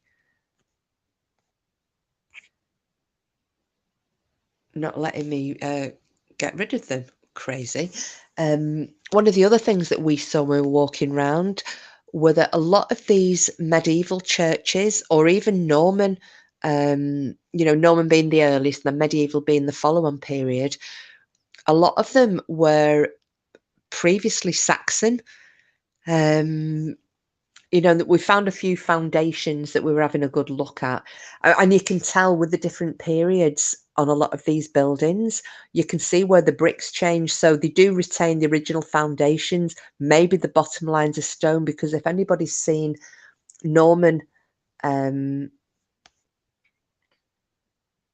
yeah, I saw it green eyes, but then it wouldn't let me get shut of it. It's bloody crazy. Sorry, I've just seen your love, Missy Higgins. Yeah, she's amazing, isn't she? Where I Stood is another favourite of mine. But yeah, looking at, I don't know if anybody, is interested in architecture, and I'm not as a rule. However, I've just got an absolute fascination with old buildings, and to see some of these buildings, and you can see, if you've ever looked at Norman construction, their bricks, or rather the huge stones that they make churches and cathedrals and even the houses out of, they're huge, completely flat-sided, rectangular bricks, massive things. The earlier constructions are a bit higgledy-piggledy, the kind of stones that have been chipped away at a little bit, but, nothing fantastic. And then above that, then, if they've been built onto in the medieval period, so maybe 13th century, 14th century, they're then using like the Flemish brick. So it's really, really fascinating. And when we looked at the Norman house, the remains of that had actually been, rather than being pulled down, whoever had built the newer house around it had just tagged on Flemish brickwork to these old huge stones. It's absolutely amazing to see. And you can still see there's like the remains of 3 windows there. And I was looking, thinking, why one of this huge window is, it's recessed on what would have been the inside of the house, but apparently that is because they had shutters on them. None of these houses were glazed back then, back in the 11th century. So there would have been shutters, and they would have been on the inside of the window casing rather than on the outside. So yeah, little things like that. I just found it really, really fascinating. But I think some of the houses down the Shambles and a couple of the Snickelways that we walked through, the houses are so close together, you can lean out of the upstairs windows and shake the hands of your neighbours opposite. They're that close. I got a couple of really good photographs of those as well. But yeah, it's my idea of absolute heaven, walking around old buildings like that. I could have done it for hours and hours, probably 24 hours. I could have stayed on my feet walking around looking at buildings and churches, and yeah, and discovering little alleyways and little things that people don't always see. So yeah, so that's just my little rundown on York. We didn't actually get to walk on the city walls. It was bloody freezing, and when the wind was picking up, we were down at city level, down at street level in the city, and it was absolutely Baltic. So if we'd have gone up on the city walls, there wouldn't have been any protection. Like I said, that's something else to do at a warmer time of year. I think that would be quite nice actually on a summer's evening, where you can have a stroll and it's not getting dark till about 11 o'clock at night, and that would be a really nice evening walk, I think.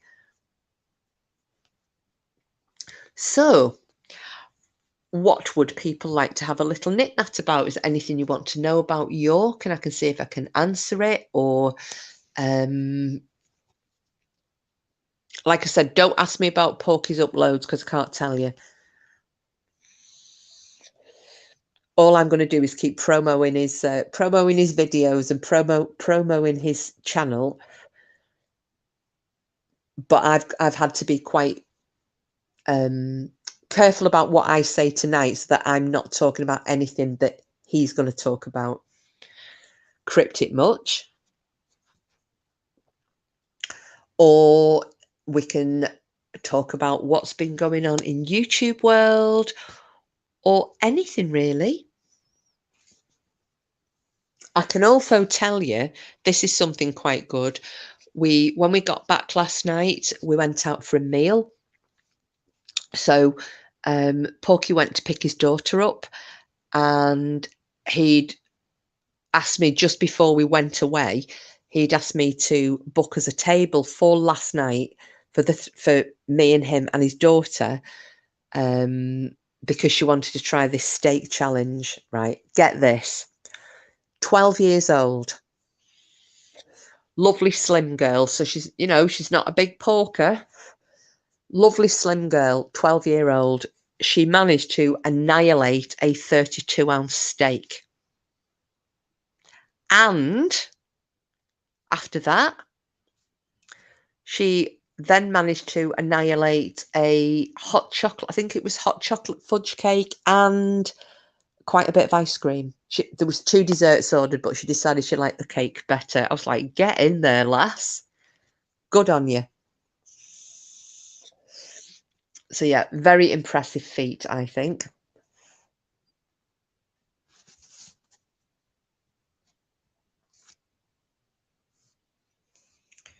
Right, I'm going to go back through the chat and make sure I have not missed anything out again.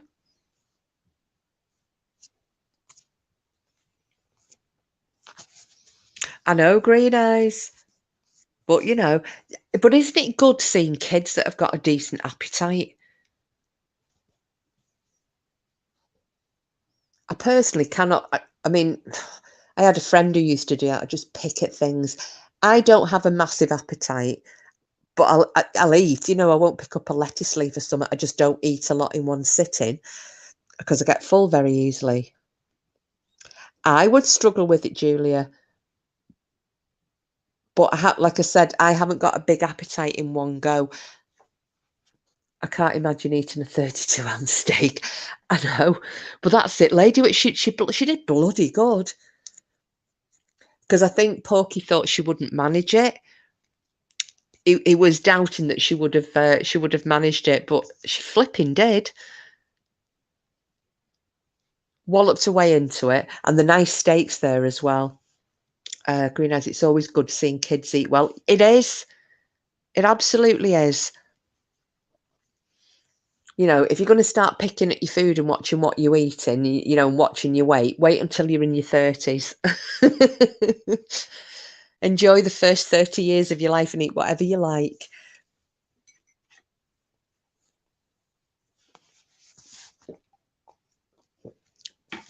Where are all these damn bots coming from today? There's loads of them.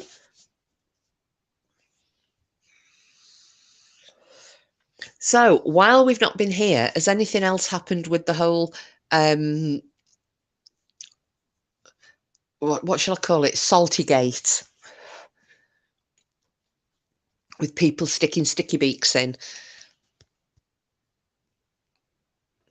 Because that had all just been kicking off just before we went away. And I was wondering if anything, and I'll be honest, I haven't even bothered going through my, all my subscriptions, because I thought, knowing me, I'll end up getting the wrong end of the stick. I can ask you guys. I gather nothing went off because I didn't get a text from Green Eyes, though, so who had promised she would keep me up to date and up to speed.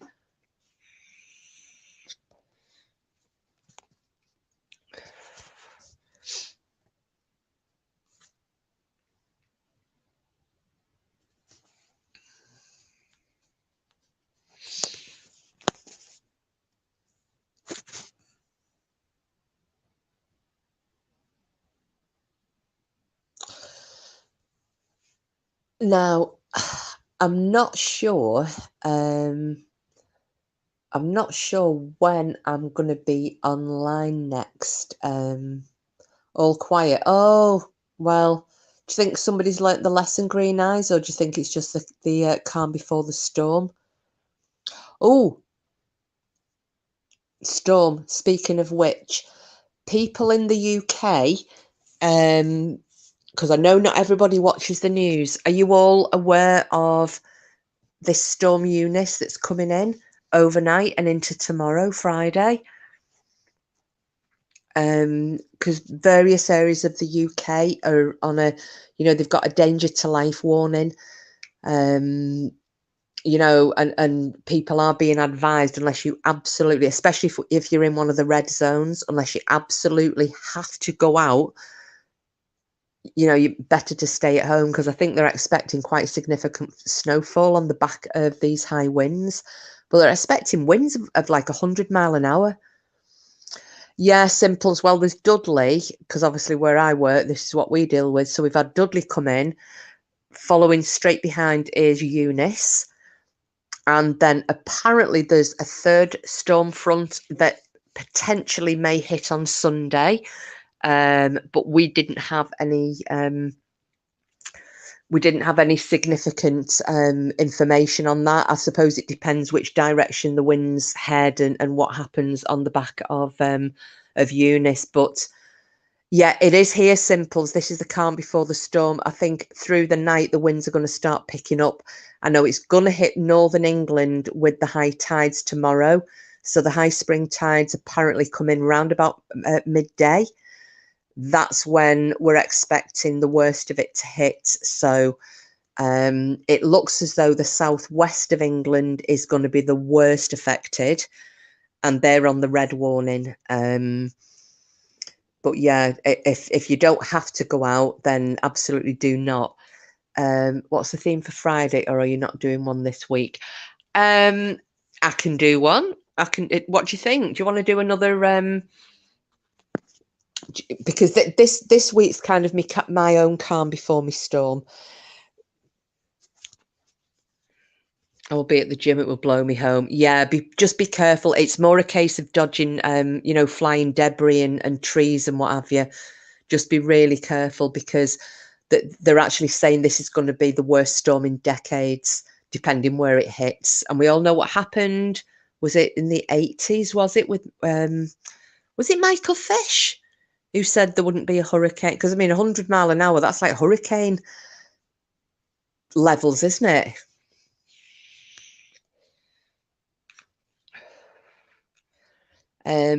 So yeah, I don't know what you guys think with what Julie's just said.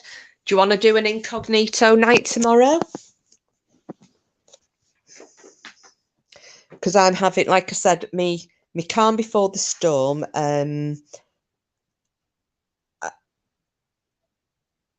I'm gonna be incredibly busy for the next 4 weeks, so it's really easy for me to come online every night and yak away, and I'm going to get nothing done that I need to get done. When Sevenoaks became Three Oaks, you're right, Mirror Man. And also,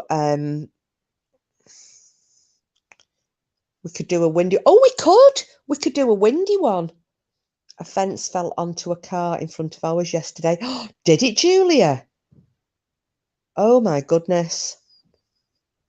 Well, when Mirrorman's on about that, my aunt and uncle were down in Portsmouth, and they lived off, there was Elm Grove, so called because of the numerous 100, 200 plus year old elm trees that, well, the majority of them ended up coming down during that particular storm. The back wall, the garden wall at my nan's, the top half of this brick wall came down into the neighbour's garden. The worst one that I actually witnessed was it was a storm force 10 that hit Scotland when I was up there. That blew the roof off my dad's house. It ended up a quarter of a mile away. Shouldn't laugh. There were huge trees opposite mine. I hope they stay. Well, yeah. Yeah, let's pray. It's just it's just really worrying, isn't it? And the thing is, you know, what makes me laugh is when people get really cross and go, "You said this was going to be a storm force, you know, whatever, and it was going to hit us, and it didn't come anywhere near." I would much rather they put everybody on a warning, and then you breathe a sigh of relief and go, "Well, that was a bit of a letdown, wasn't it?" I'd rather have an anticlimax than you know, the full force of it hitting and being totally unprepared for it. So yeah, I think anything that may blow away, tie it down just in case. But it looks as though it's going to hit the southwest of England first, and then it's going to obviously start working north. As I said, we've been told it's coming in with the high spring tides. So, as you know, they will start from the south, and you know the high tides will hit further and further north at later times. So, it's looking like it's going to hit the northwest of England round about lunchtime.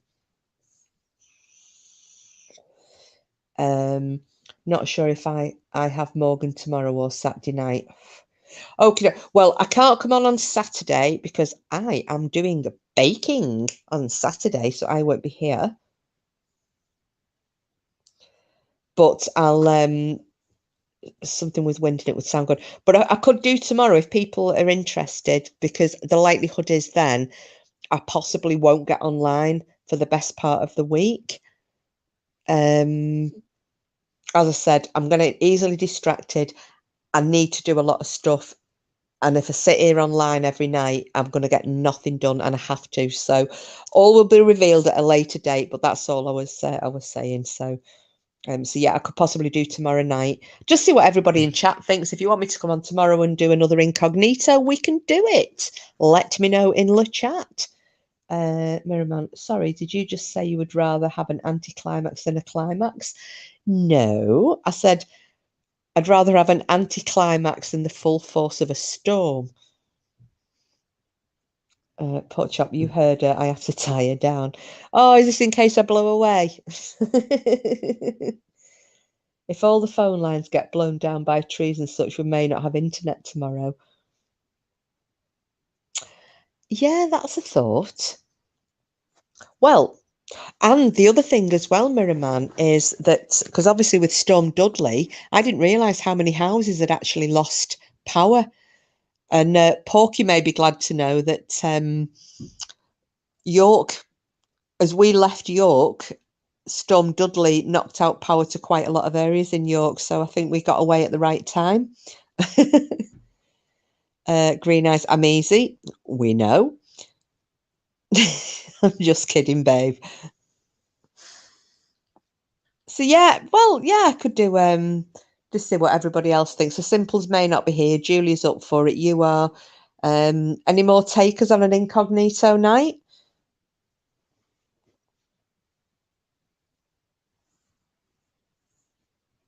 And then hopefully I can have some we can talk about some of next week, some of the actual stuff from York that I'm having to not talk about tonight. There were people all around without power and water on the last storm. I know there were. I know Cumbria was affected quite badly. Simples. I only know that because that's my area for work. But I mean, I know other areas of the country, you know, yourselves included. But yeah, Cumbria. I think there are about 16,000 homes had been without power. Some of my colleagues, for best part of a week, you know, they're having to go. I think they'd set up. They'd managed to like reconnect the local, like some of the village halls or local libraries, so people were having to go in there, you know, to either recharge phones or work from even. First world problems, no internet. I know. How do we survive with no internet? You have to do something like extravagant, like read a book or play Monopoly. Well, no, not play Monopoly. Play cards or sing. Put a radio on if you've got a wind-up radio. Does anybody have those anymore?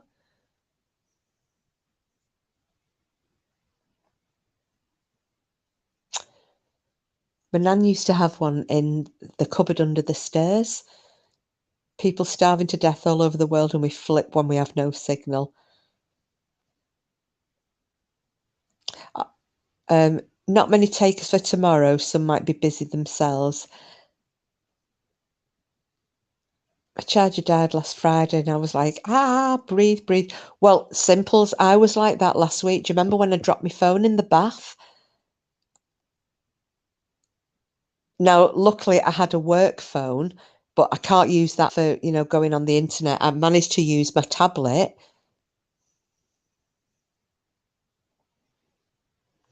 So yeah, it was what, you dropped your phone in the bath, Julia? I couldn't believe it when I did mine. And I rang Porky off my work phone, and he was saying, put it in a bag of rice, dry it out. It did, Simples. I've not had I'm on it now. But I must admit, I don't tend to live on my mobile phone. If it's next to me, if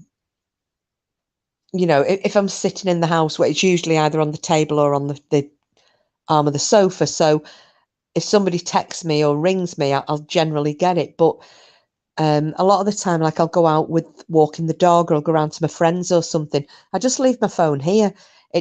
Luckily, I never really got into that joined at the hip with my mobile phone thing.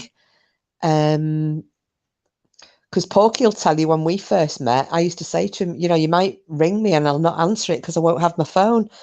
I'll leave it at home. I've kind of got into the habit now of carrying it, because sometimes he'll just give me an impromptu call somewhere, or yeah, Simples. I can imagine that. It is a bit of a lifeline. And I do tell my aunt to do that all the time. I said, even if you're just going upstairs to the loo, have your phone in your pocket just in case, because you never know.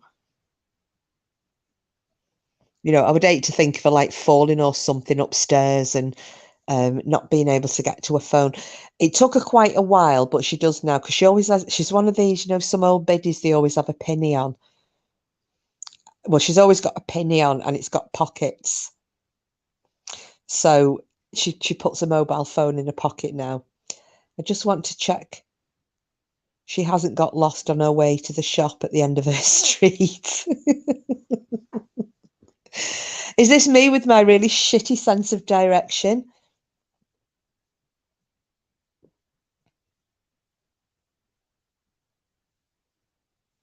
Oh, I'll tell you something else that did happen, though. We were talking about having a lovely time, and I did, because I spent, well, apart from the bit I can't remember because I was drunk, but I did spend the last 3 days just pissing myself laughing. Because I know you've all noticed, Pork Chop has got a very good sense of humour. What's he saying? Say nothing on the grounds that I might incriminate myself. Oh, it's all right. My sense of direction is shit. It's absolutely shit. Yeah, you're right, Julia. It is. It's. But again, I've never really been, always having to check my phone, always having to, look at what's going on online, or who's talking to who, or checking if somebody's texted or rung, or I've never been. I've literally only been like this over the last, I don't know, how long is it? 8 months, something like that. So I wouldn't really be, it wouldn't be the end of the world for me if I lost my phone, providing I've got some way to retrieve all my numbers, because like most people, I don't write telephone numbers down in a phone or address book. Everything is on my mobile phone. That's something I really need to rectify. because I know at some point I will lose my phone or I will wreck my phone. I mean, I did that once. I was my old mare who died a couple of years ago. I was riding her across the fields a few years back, and I had my phone. I had a fleece jacket on, and I had my mobile phone stuck in my jacket pocket. And she was a bag, this horse, an absolute bag. I loved her to pieces, but she was a bag.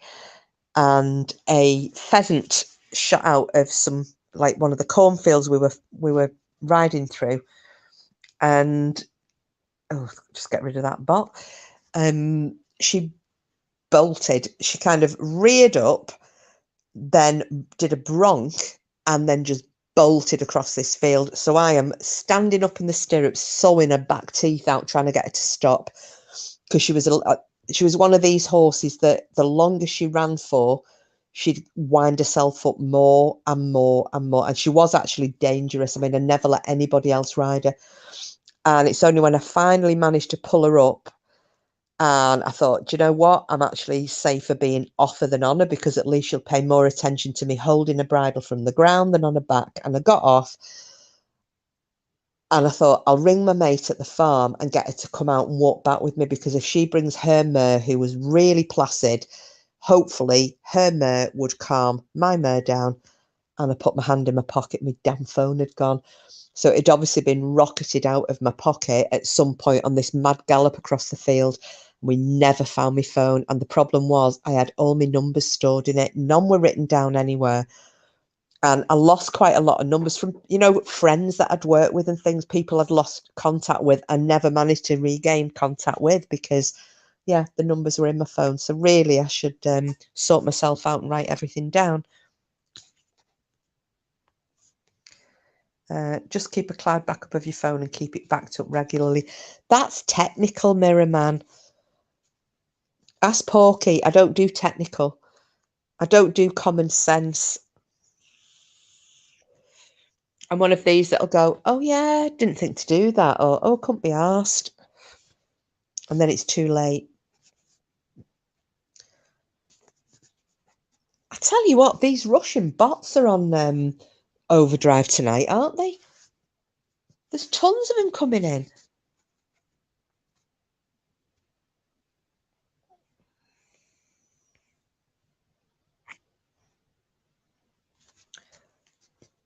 It's not, most phones can do it automatically these days.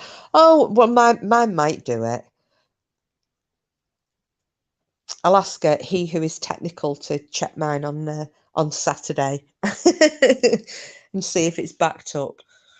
Otherwise, I can just write them down. I mean, to be fair, I don't have that many. I don't have that many numbers in my phone, because I'm not one of these that will give my number out willy-nilly. Some people will go, here, have my number, have my number. I don't do that. I never have done.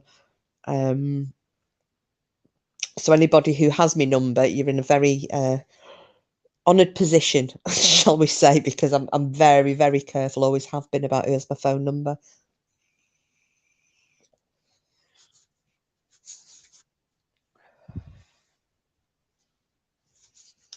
Let me see.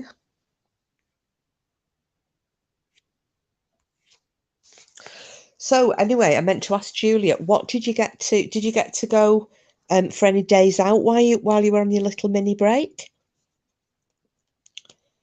Don't know what kind of things you go to do, or did you just stay at your cabin and chillax and have a soak in your hot tub?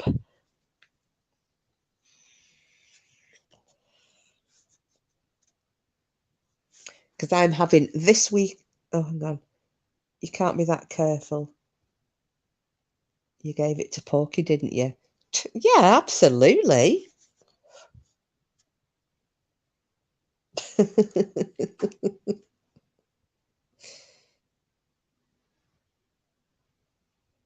Yeah, Porky got my number straight away. I can't remember if he asked for it or if I offered it. I really can't remember now. He'll probably say I offered it, whether I did or I didn't. No, actually, no. I think he gave me his number first, and then I gave him mine. I'm pretty sure that's what. Yes, it what. Yes, that's right. He did. He gave me his, and then I sent him a text message and went, "Now you've got my number." Yeah, I couldn't turn that little piece of bacon down, Mirror Man. Your little bacon boy.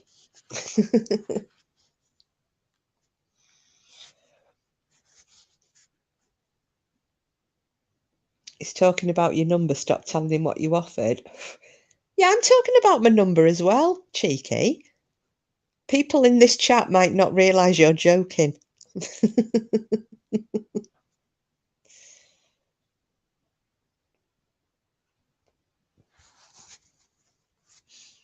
How's your zombie killing going?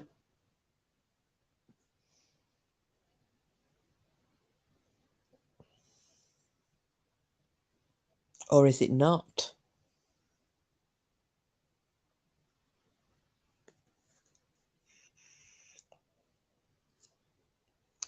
And others know I'm not joking. And which others might they be? Everybody knows I'm a good girl, including you.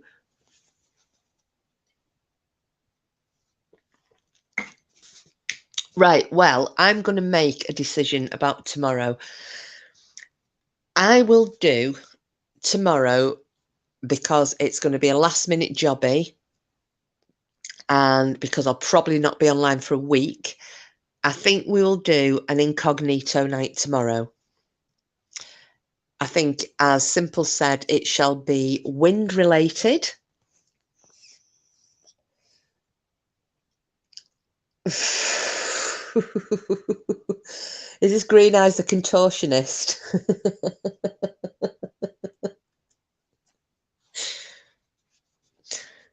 Sorry, Green Eyes, in case you're wondering what that referred to, I will tell you. It's not, we're not taking the piss out of you at all. Yeah, I'm going to make a decision. So we're going to do I'll do an incognito night tomorrow. We will do it on wind or storm related. And by saying storm related, that'll give you all a little door opening or an open door into what I know you'll all be dying to do. Simples. That's me, the Doberman all over. Yeah. Oh, you just played games and went out to it. Well, there's nothing wrong with that, Julia. Nothing wrong at all. I like simple nights.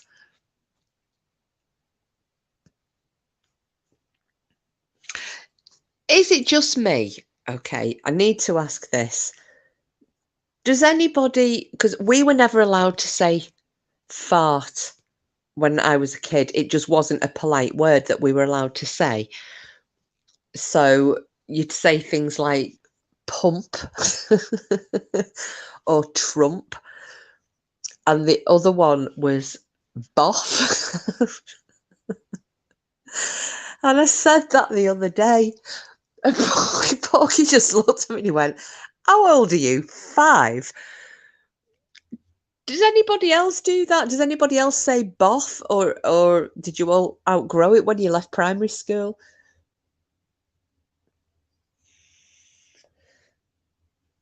My mum always said pump, no fart. Yeah, we weren't allowed to say fart. It was like, I know it's not a swear word, but it was treated like it was a swear word. It was just, no, no, no, no, you did not say that. You said Trump as well. But how about boff?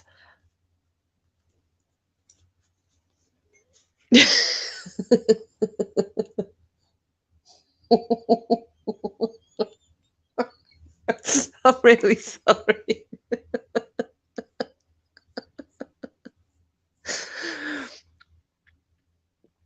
I'm not laughing at the end. There's just a story that I wish I could tell. Bottom burps. Yeah, that's another one. Thought boff was a shag. Is it?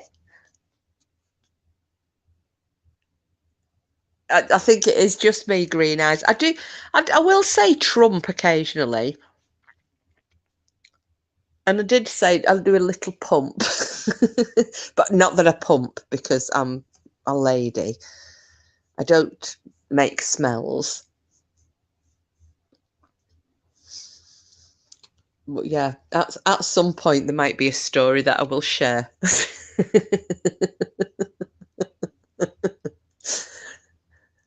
Tommy squeakers, what the fuck?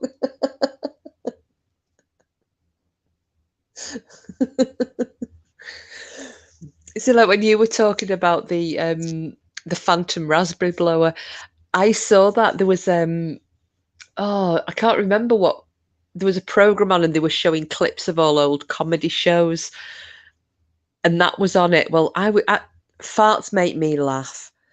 I can't help it. If I hear somebody farting, it just sets me off.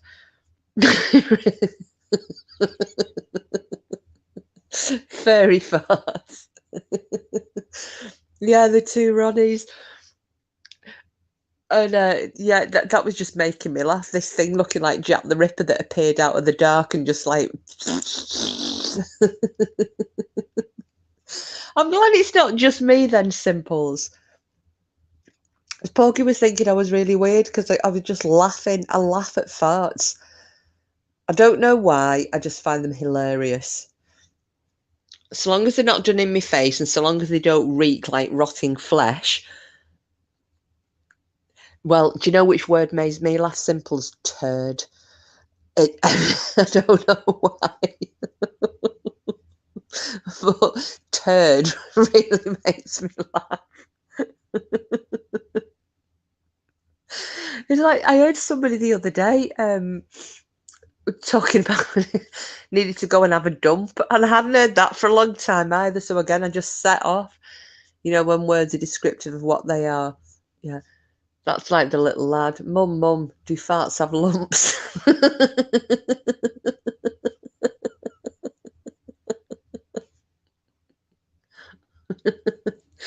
Well, simple as that's like the. Do you remember the Billy Connell? Mum replies, "No, son, why?" Hang on. Mum, do farts have lumps? No, son, why?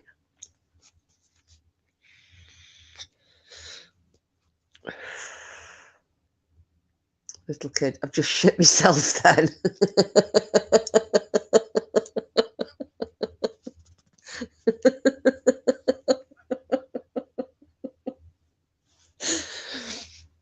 Yeah, I'm never going to grow up. I'm never going to grow up. Farts just will always make me laugh. Always.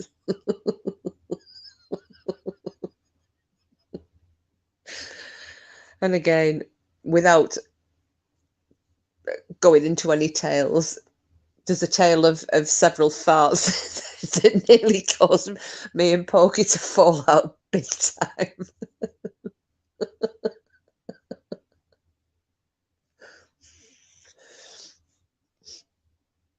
And I will admit right now, I bet over.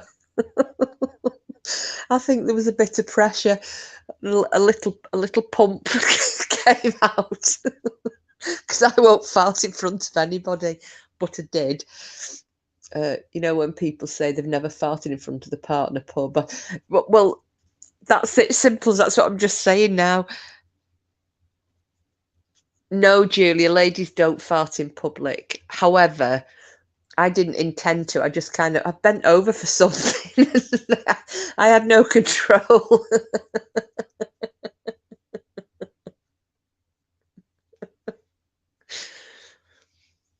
But that's the thing, you see, it doesn't bother me. If Porky wants to have a big old arse trombone, he can do it because it really genuinely doesn't bother me. It just makes me chuckle. But I wouldn't dream of just like lifting a leg and popping one out. 3 weeks it took me. It was a hell of a one. Was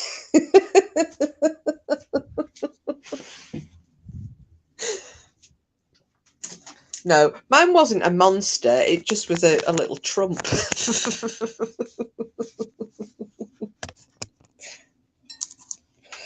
But you see, I had like my father who thought it was really funny. Even now to this day, he'll still try and get you to pull his finger and laughs when he's done it. I've had watched both my brothers trying to light farts at various times throughout the lives. So it's just something I find quite amusing, as childish as it may be. But yeah, because I know some women will go absolutely ballistic at the, boyfriends, husbands, whatever, if they fart. Oh, IBS means never having to apologise for farting. Do you know what, Simples? I'm going to tell you a tale about that. I went down to Exeter on a conference a few years ago with one of my friends, and this friend also suffers from IBS. Now, we were staying in an incredibly posh hotel. We're waiting at the lift, and it's one of these that, where they've got baggage boys and they're carrying stuff up. And we'd been out for dinner, and we were in the lift, and we were waiting to go up in the lift. And there was this very so I'm standing at the doors of the lift with my friend to the side of me. This lady came up. She's got matching Gucci luggage set, all right, with this guy that's carried the luggage for us. So she's got all this, and I'm kind of looking, thinking, my God, that's cost you a bloody fortune, because it's not knockoff. It was a real deal. And all of a sudden, my friend just walked away. So I'm thinking, where the bloody hell's she going to? Because the lift had just arrived, so the ping goes off and the doors slide open, and looks round, and she's the other side of the foyer, doubled over. And then the smell hit me. This woman with the Gucci bags is looking at me like I am a piece of shit. She obviously thought that I had just dropped my guts in front of the lift, right in her mouth. And it wasn't me, it was my friend. Oh God, I could have killed her. I was so embarrassed. But my dad's done that to me. He's farted in the bloody Argos in Fort William and walked away and blamed me for it. And actually said at the top of his voice, "You dirty bitch," so that everybody looked round, and the stench, I can't even tell you. So, yeah, dirty bugger. But I've grown up around that, so it doesn't really bother me at all.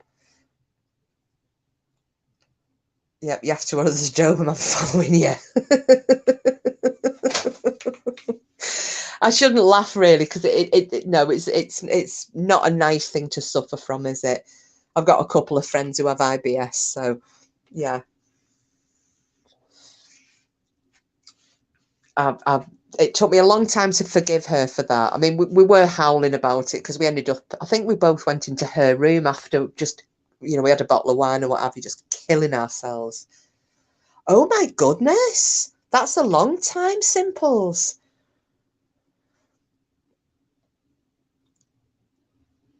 John does that going up. Oh, does he? The little bugger. No, better on a lower carb diet. Yeah, do you know, that's it. Hiya, Lisa. What's it? Hopefully it's not too windy down in London, is it?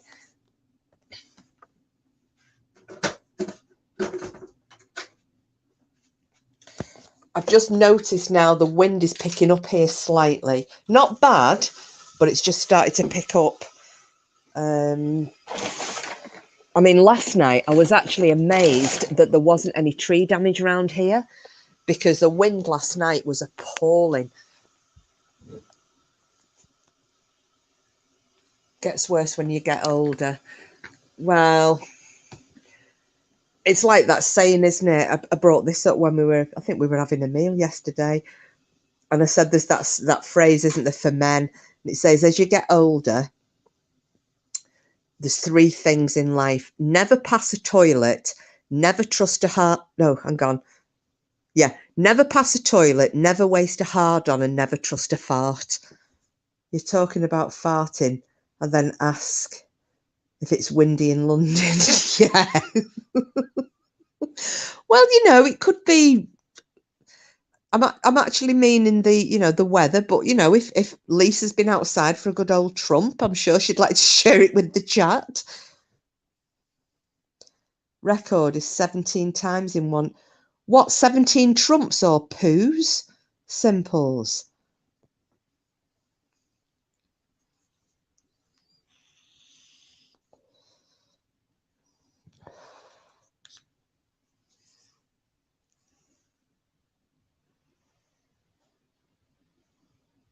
Oh, poos.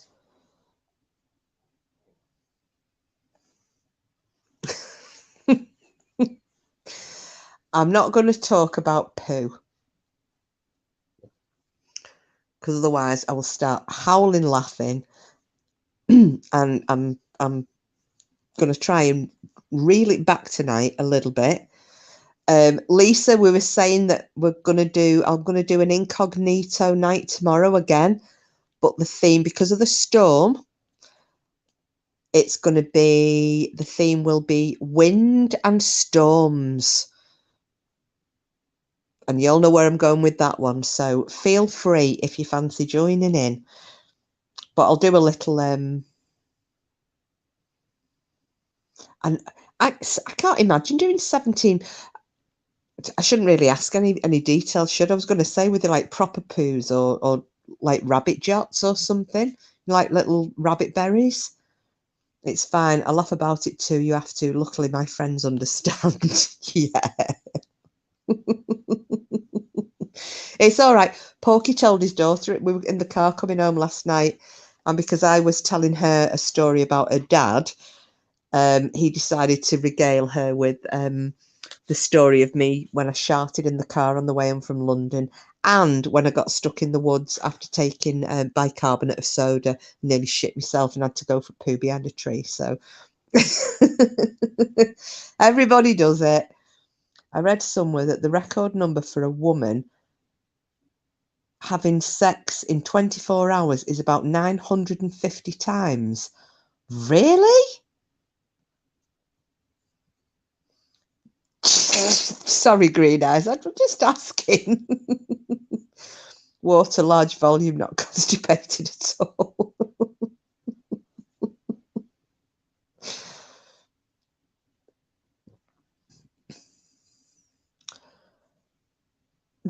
Lisa, that must have been a gangbang then, mustn't it? 950 times in 24 hours, because it obviously won't be with the same man. Yeah, with different people. Yeah, so it'll be a gangbang. I think this got brought up once before, didn't it? There was like the world record holder for and I thought it was that Chinese girl, and it was what was her name? Annabelle Chung or something like that. And then somebody corrected me. God, that's in the Guinness Book of World Records, is it? Flipping heck. I mean, well, I wouldn't want my name put to that.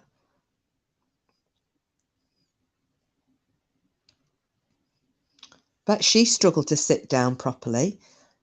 I remember Dave shouting up the stairs one night, "Stop hoying buckets of water doing the bog, man." Do you know what? I've not heard hoying for ages. Flipping heck. That's just taken me back to my friend from Newcastle, hoying.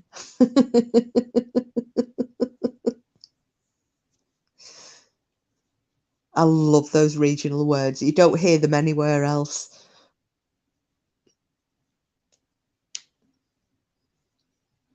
And we came past, on the way home, Green Eyes, we came past your neck of the woods. We kept seeing Oldham up on the signs.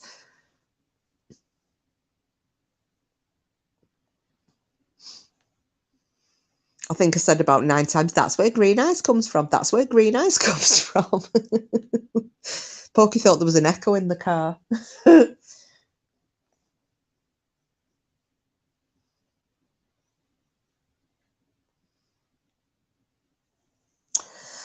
No, Lisa, I'm not near Lincoln. I'm up in the northwest. I'm in Lancashire.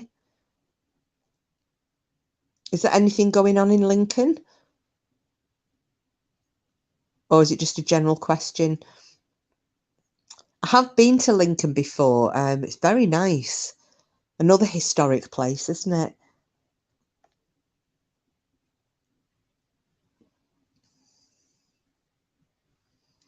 Yeah, do you know, I never thought, well, I was driving, and I'll be honest with you, because the wind was picking up, I was kind of fixated on the road. I never thought to say to Porky, take a photo. Oh, our friends in Lincoln, are they? Oh, there you go, Lisa. Mirrorman's near Lincoln.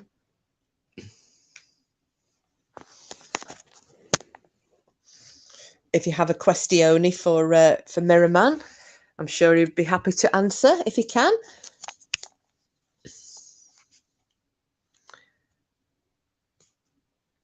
Oh, so it's windy. Oh, is a storm hitting down there already, Lisa?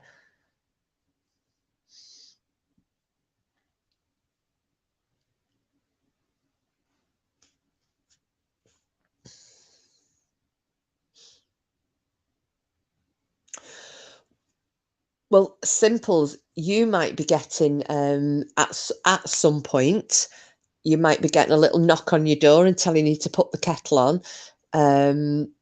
Because when Porky was trying to guess where we were going, and he came up with because he thought Scotland or Lindisfarne or York, and I thought he'd heard when we were discussing Lindisfarne with me saying that I couldn't, I wasn't going to go. So he was saying we would like to go at some point. So I said, yeah, I have to go and knock on with Simples and have a brew, because you're in that, because Meadow's there as well, isn't she?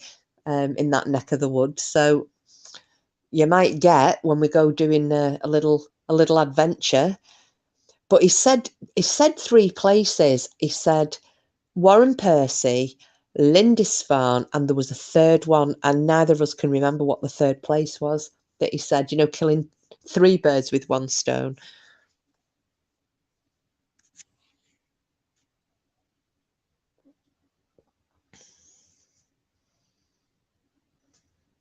Oh, I've just had an alert from work that this is expecting to start around midnight, this storm here.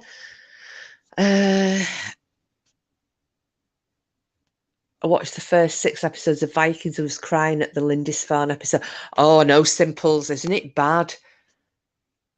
It's a really good I mean, there's quite a lot of artistic license in there as regards the characters, but it's really good.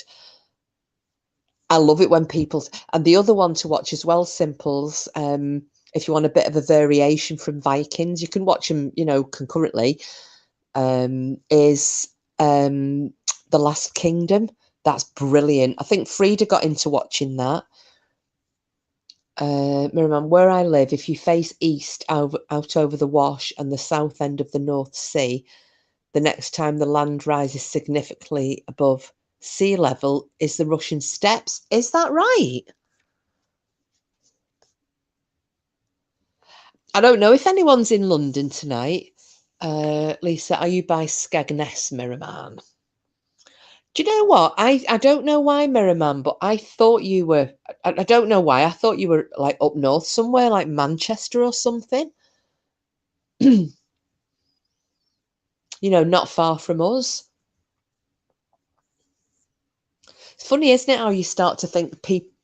I don't know why, but either by the way people type or senses of humour or something, I tend to put them in a certain area. Like Lisa, for some reason, I had you as like a Cumbria, even though you're not, Irish, then in London, but I just had you as a Cumbria lass for some reason.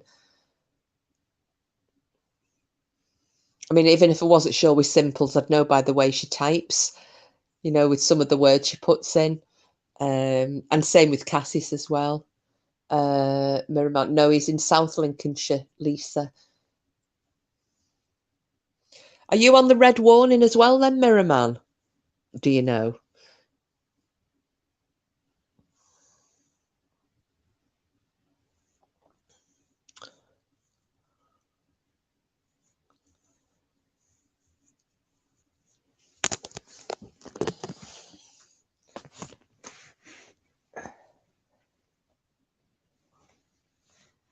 Oh, so you're not that far from Skeggy, but not near Lincoln.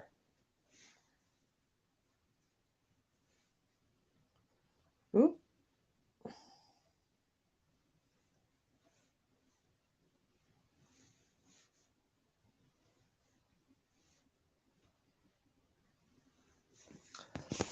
Let me have a little look.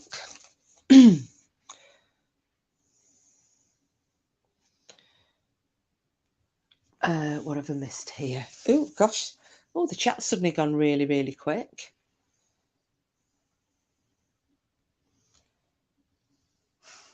Let me have a look-see.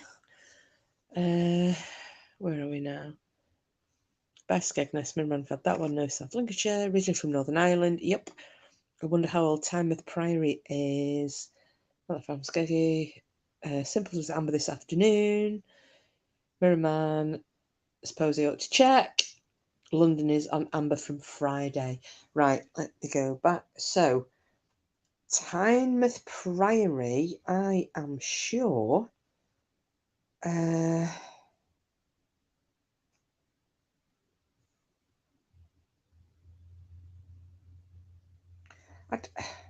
don't. For some reason, I've got Tynemouth Priory in my head as being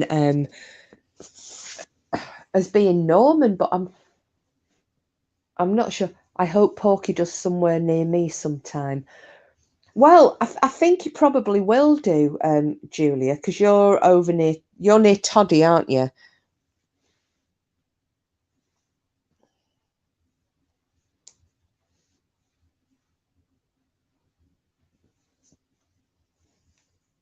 Because obviously Porky's from that neck of the woods originally.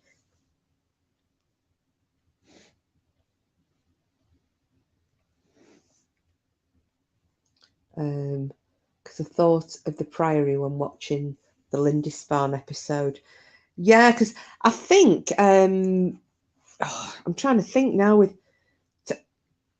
because it's Tynemouth Priory. It's right on the coast, isn't it?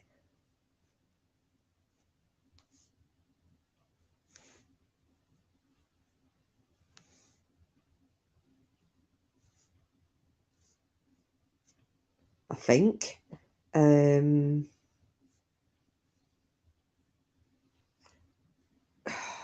So I'm trying to think about.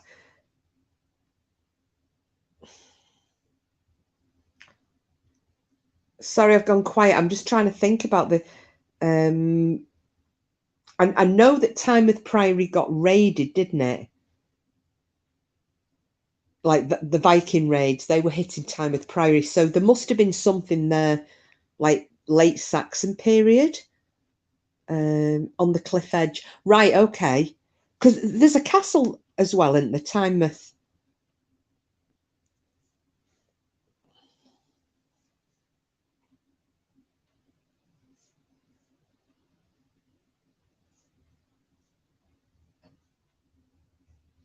I mean, you've got me thinking because I know a bit about some of the prior, only the ones that have cropped up when I've been doing the Viking stuff, and Bamborough Castle up beside Lindisfarne. Right. Yeah, but isn't there a Tynemouth castle as well, or have I imagined that?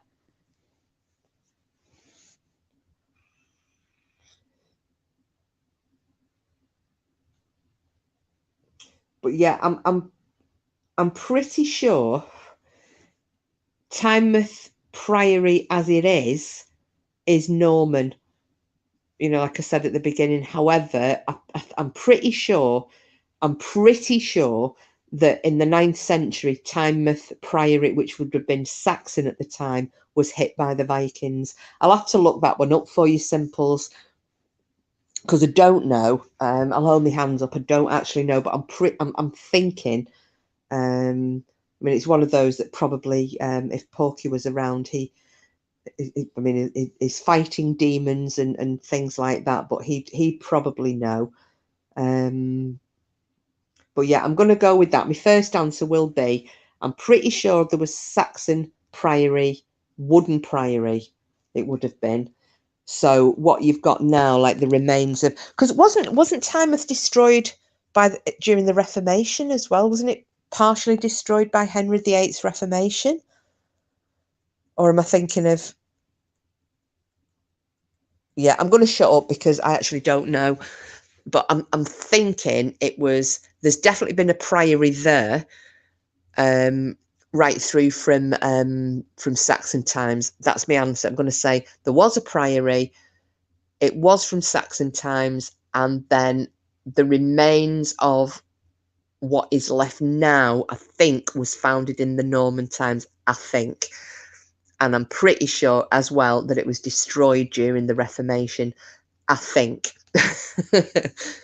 I haven't got another device that I can check it on though, so you'll either have to wait for me to check it when I come offline, or as and when Porky, because he's always listening, when he has a minute, he might look into it and come back with something, if he doesn't already know, which he probably does.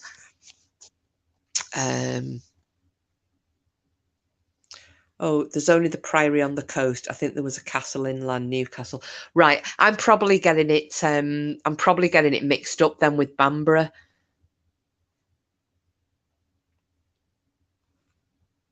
I think it's sometimes, you know, when if somebody will come out with something, I'll get things will come in my head and I come out with my first answer, and then the more I think about it, I go, oh, maybe I'm not quite right with that. Townley Hall. Yeah, I know Townley Hall very well, Julia. Oh, so you're at Burnley, are you? My best friend used to live at Ightenhill before she moved. Well, she went from Ightenhill to Barlick and then moved from there down to Hayling Island in Hampshire.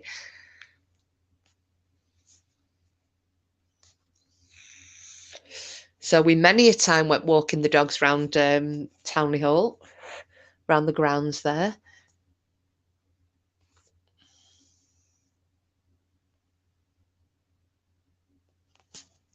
What's Lee said? I'll do some research into ghosts in my area. They used to burn Protestants in Smithfield. Apparently you can smell the burning flesh some nights. This was during Bloody Mary's reign.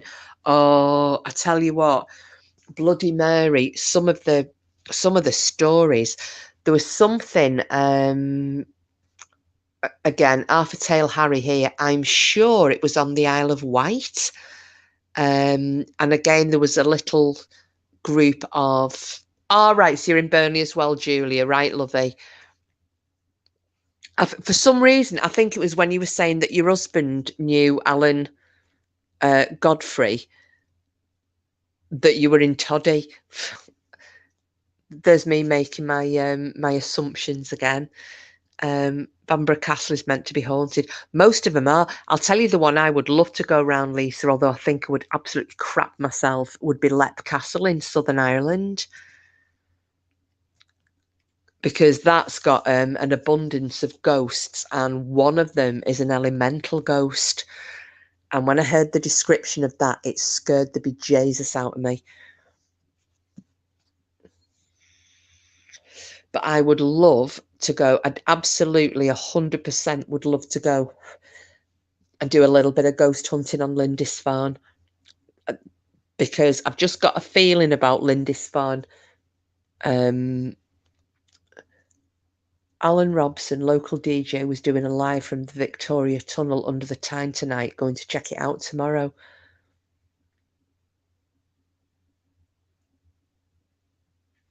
Oh, right, okay. Was there a particular reason for that, Simples?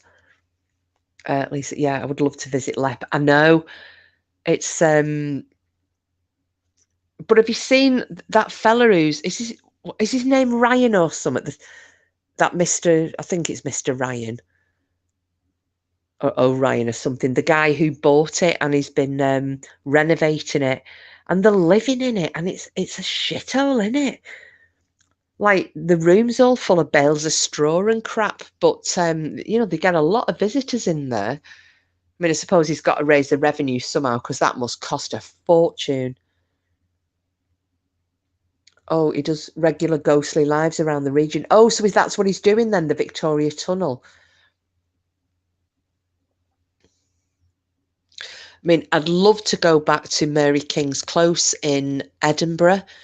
That was the one, you know, where I said I had that male voice whisper down my ear and there was nobody around me. And just went down. It was as though someone had put the mouth right next to my ear and just went, Jackie, like that. And it scared the shit out of me, because when I looked round and realised my friend Diane had moved from that side and had gone round, and she was actually standing over with the group of people, I could not get out of that place quick enough. It feared the life out of me.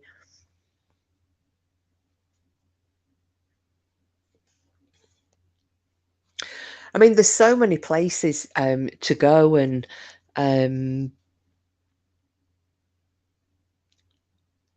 obviously you can't miss an opportunity when you're in York, but you know, especially around the northwest, if you think about all the places that you've got to go. So like Julie's just said, you've got Townley Hall at Burnley.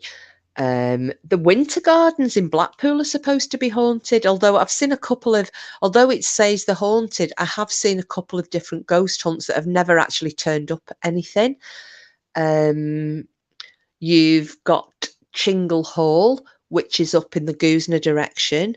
You've got Meg Shelton, the grave there of the Wood Plumpton Witch, which is where Nuff Nuff went the other week.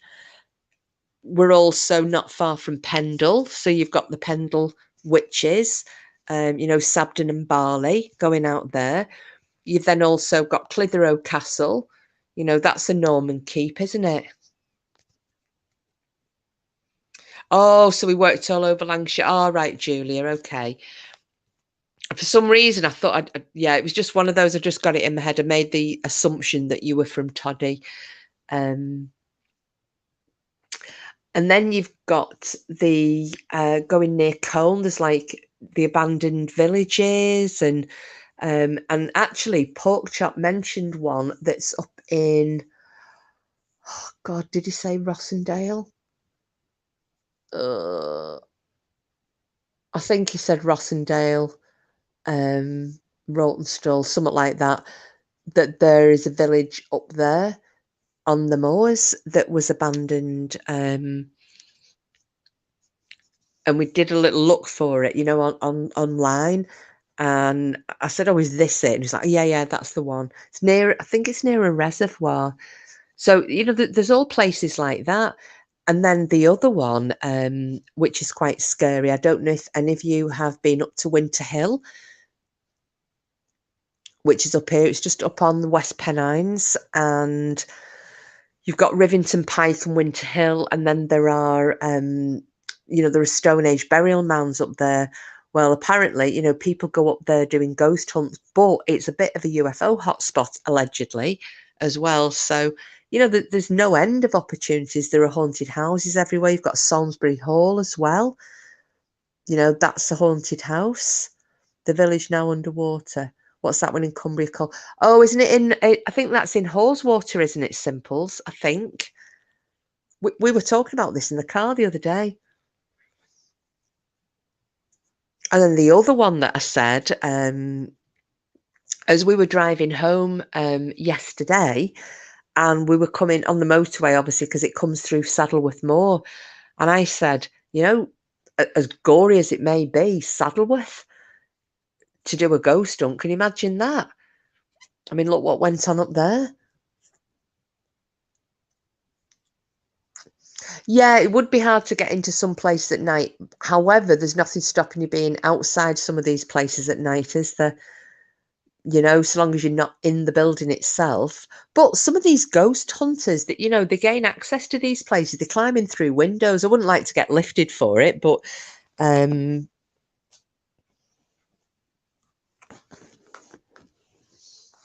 you know, I suppose, like, you know, abandoned derelict houses, although you have to be careful because you've then got the, you know, run the risk of rotting floorboards and you know, unstable walls of buildings.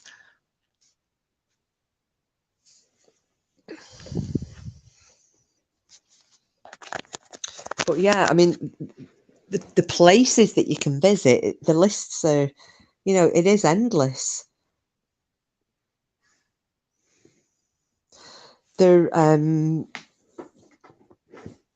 if you think about that, because I know somebody who did on the Wigan Road going out, so it's the A49 on the outskirts of Wigan going into Standish. Well, apparently there was a Roman hoard found there I don't know when, the 70s, 80s, something like that. And they call it's under, there's a house there now called I think it's called Minerva House or something. Well, obviously Minerva was a Roman goddess, so that's built on the site of where this Roman hoard was found. And I know of somebody who's actually gone out there and done a bit of a ghost hunt, and they got some quite good results as well. Abandoned mental hospitals are great to get into. Do you know what, Lisa? That is one thing I wouldn't want to do, is an abandoned asylum. Because if you think that you've got restless spirits, but then not only are they restless spirits, they're probably, I'm trying to think of the right word now, mentally unstable, restless spirits. I think that would be, a recipe for disaster with me. I don't know why, but mental asylums, they scare me more than deranged. Yeah, deranged, Miraman. That's a good. Yeah, I just think that if you were to give me a haunted house, a haunted castle, and an abandoned asylum, the asylum would be at the very bottom of the list for me to go around.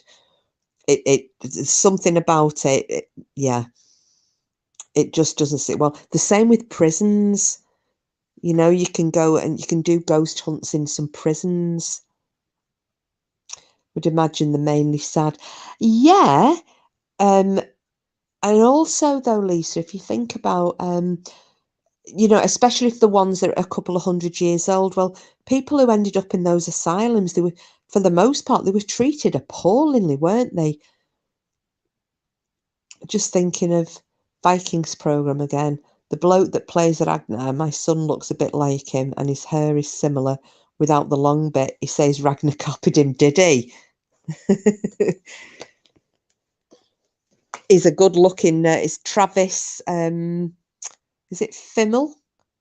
Travis, I think his name's Travis Fimmel, who plays Ragnar.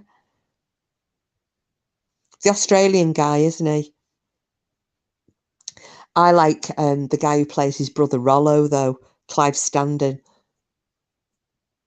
He's a hunky man and a half.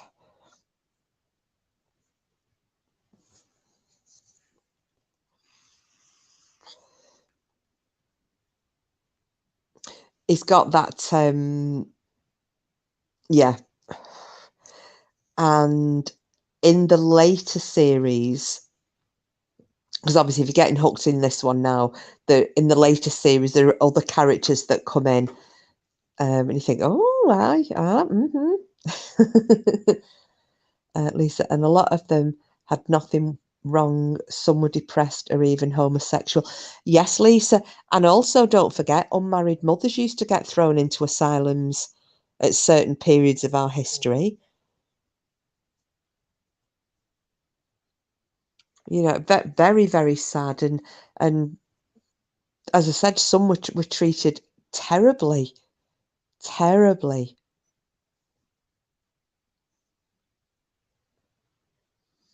So yeah, I think because of that is I just think that the energy surrounding anything that would be in those mental asylums would, I just think I'd find it too disturbing. Unwanted wives, yes, Lisa. People who committed adultery, they could end up in them. It just depended if it was the man or a woman, because most of the time the man had the say over what happened to his wife, ex-wife, what have you. Because now people were trapped years ago. It is simple and it's very, very sad. I mean, look what happened. Did any of you watch there was a film, wasn't there, on the Magdalene sisters in Ireland, where the home for unmarried mothers, where they were taking the babies away from these poor women.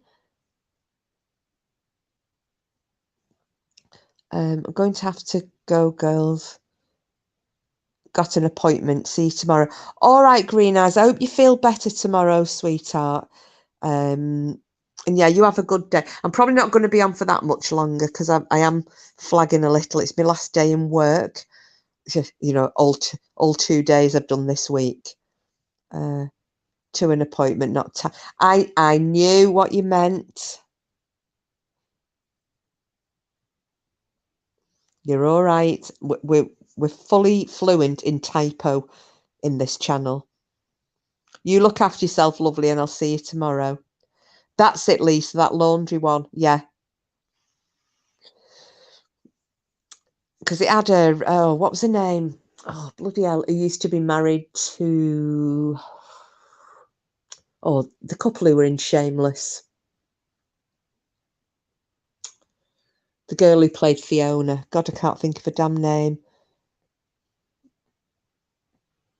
Yeah, no problem, Green Eyes, sweetheart. You take care. Oh, sorry about that, dog. Hey, Cooper, come here.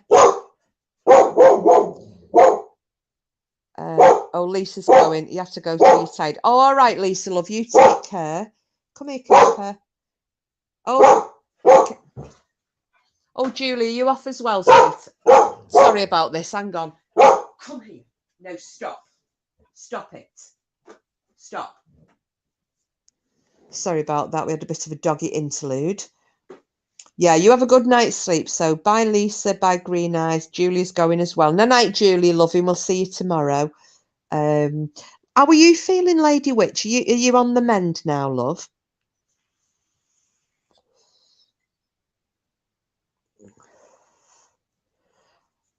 Oh, and I'm just going to say, have you resent that, have you resent an email? Because I've not had anything as yet.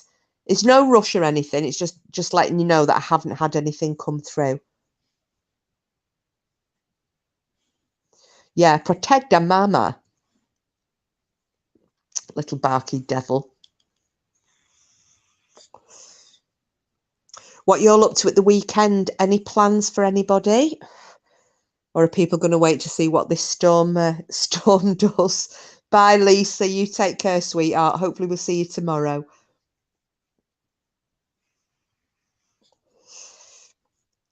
Because I shall be mostly baking cakes.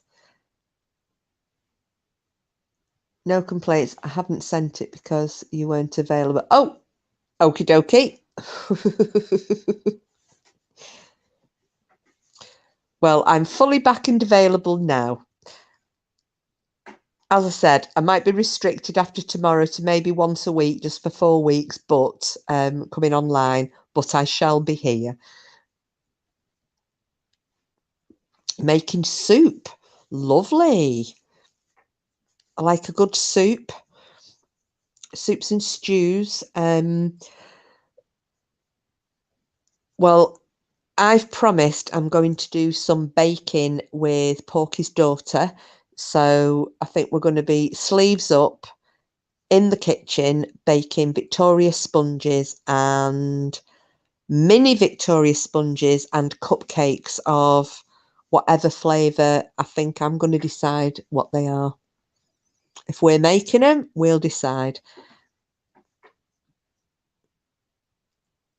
But I'm going to have to do, because I like doing, Porky likes buttercream in his sponge cakes. And his daughter likes fresh cream.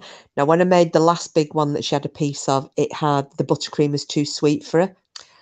How can buttercream be too sweet ever? I love buttercream. The sweeter, the better.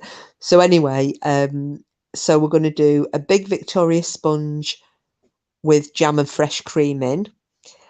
And then I'm going to do buttercream and jam in some little mini versions of Victoria sponges.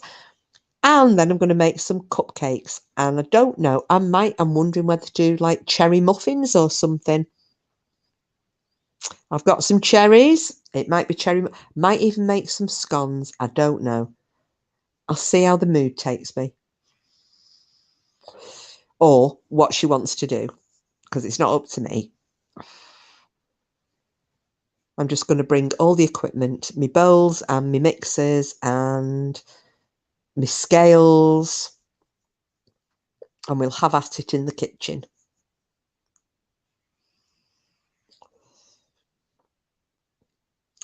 It's really nice though when you bake. I mean, I don't know what anybody else finds it, but I love baking with kids, especially when they want to do it, you know, they want to learn what to do. And because I remember how much joy I got out of it when I was younger, you know, having like my nan spending the time with me, and you know, it was all like I don't know, I got kind of undivided, not that I was short of attention, but it was just nice having that undivided attention without having to share my nana with anybody. It was just me and her in the kitchen, and when we're making cakes and bread, and you know, she's teaching me how to make stews and so on, and I loved it, absolutely loved it. And my nieces have never really been into, you know, wanting to do the baking. My ex's daughter did. Me and her used to spend hours in the kitchen because her mum, no, I'm not slating her. She was very busy. She was a district nurse, so you know, she worked long hours and what have you. So a lot of the time she just didn't have the time to spend doing what she was doing with her daughter in the kitchen because she was knackered. So when they came over to stay with us, I'd just like, me and Katie hit the kitchen and start making all sorts of wonderful things. So I really enjoy that. I think it was like when Bam was saying she was looking forward to making buns and things with little Forrest when he gets a bit older. You know, it's just really, it's a nice pastime, isn't it? It's nice, wholesome entertainment and a way to pass the time. My favourite used to be, you know, when you're making buttercream and you sift, I should say, the icing sugar to make sure there aren't any lumps in it before you add the butter. And I used to love that because when my nan put it in the sieve and she'd be knocking it, you used to get as you know, you get the cloud of sugar dust, don't you? And me and my sister used to kind of walk through it with our tongues open, so we got the sugar dust on our tongues. Just nice little memories like that.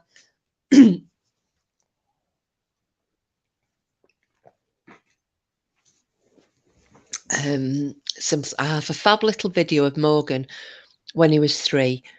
It would help Gareth cook, so he had a little step to stand on. This visit is so funny because Morgan left the bathroom tap running and the flannel in the sink, so overflowing via the light in the kitchen. Oh gosh, no! Oh, that could have been a bit tragic. I tell you what I did once, Simples. Oh, I am a scatterbrain, as you've all gathered, and I'm very, very easily distracted, as you've all gathered. And it was when I lived in the village before I lived in this one. Oh God, into the chicken in the pot. Oh my goodness. Well, at least it didn't cause, you know, like a fire or anything. Or did it short out the, you know, all the lights in the house? But yeah, when I was talking about being distracted, and I was running a bath, and my friend at the time, well, she's still my friend, but obviously we lived in the same village at the time, and she'd phoned me up and said, you fancy going on a quick dog walk? And I thought, you know what, yeah, I'll take, because I had like my 2 dogs at the time. I thought, yeah, take them out and then I'll enjoy my bath when I get home. You know, I don't have to go out again. So off we went for the walk. We were up over the woods. There's like a forest near where we used to live. Up through that, we were probably out for about an hour and a half. Came back, opened the back door. It was like a fucking waterfall. I thought I'd turned the bath off and I hadn't. I don't even know what. I was convinced that I'd turned the tap off, but the bath was at the top of the stairs and the stairs were wooden. and the water was just coming. It was literally cascading down the steps. And in that house, there was a solid, it had the floors of the house downstairs, it was York stone. So it just been filling up. I can't even tell you. I cannot even tell you.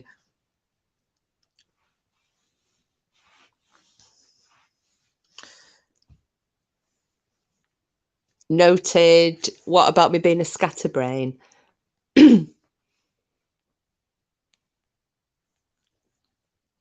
Cara says, that was going to be my tea. What we're going to do. Oh, no.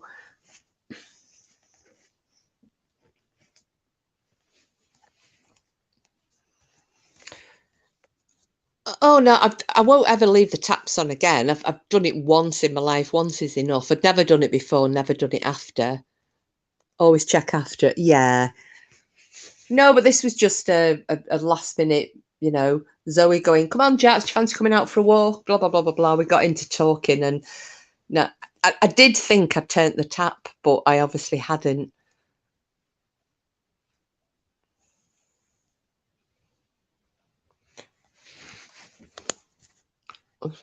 Well, we'll have to try again tomorrow. Oh, bless the little, oh, how lovely.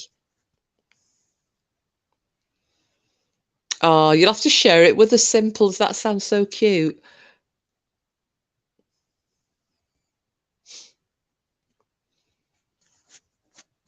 No,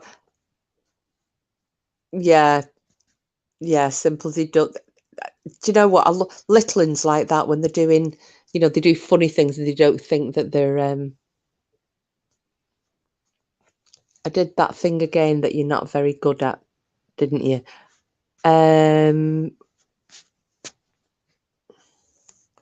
What thing am I not very good at? Because there's a lot of things I'm apparently not very good at. Do you mean following the chat?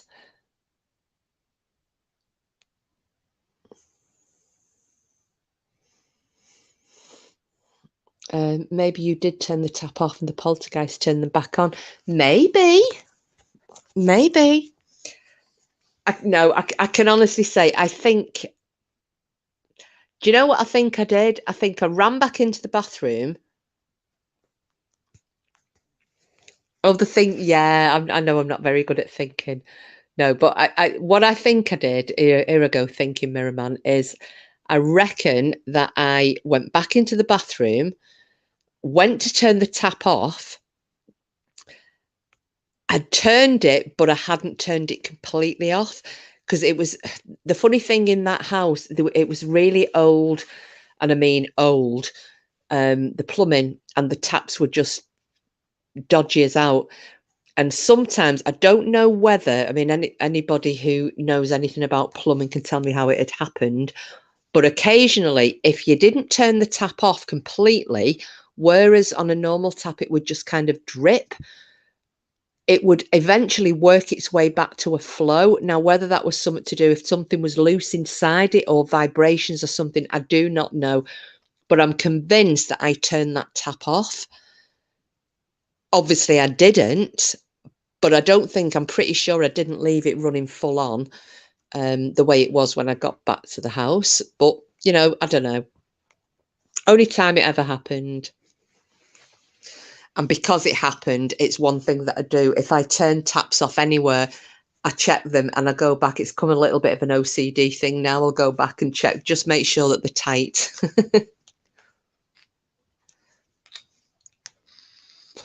But luckily, downstairs, nothing was damaged because it was York stone. So it just took a hell of a lot of mopping.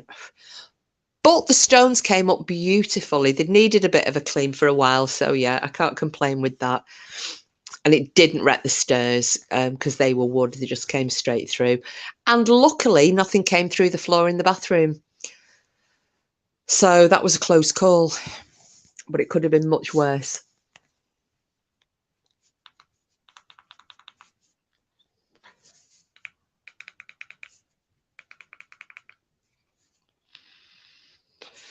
But yeah, don't worry, Porky. You won't need to go checking if I've turned taps off because I will have done.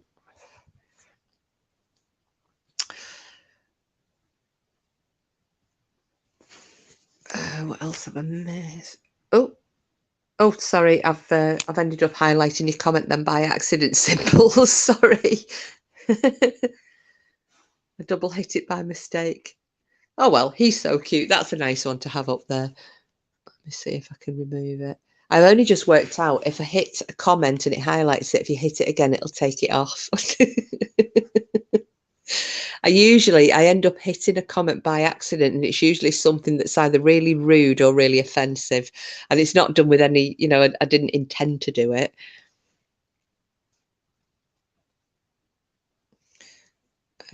Putch up. Thanks, Simples Meerkat. I am cute, yes. Okay. If you say so, sweetie. If you say so.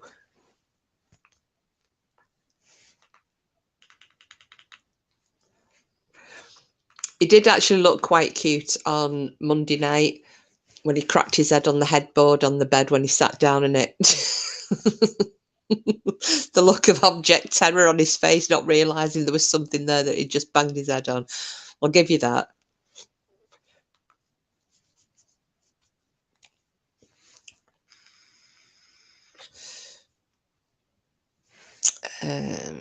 Not Mr. Else, not Mr. Else.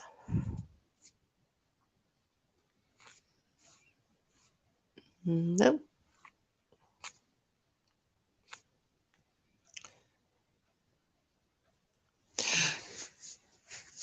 No, this was before we went out, Simples, on that first night we got there. So we got there and we had a meal, and then we just went to have a couple of hours in the room, like watching, just a chill out, because we'd like been in the car for what, hour and a half, 2 hours.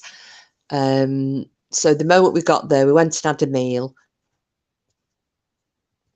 and then we just went back to the room for a couple of hours, watch the telly, have a coffee, watch the telly for a bit, and then go out. And he went to sit. He like launched himself onto the bed. His head bounced off the wall, because the headboards, it's solid wood, but they're attached to the wall, so there's absolutely no giving them. So he gave himself a heck of a crack.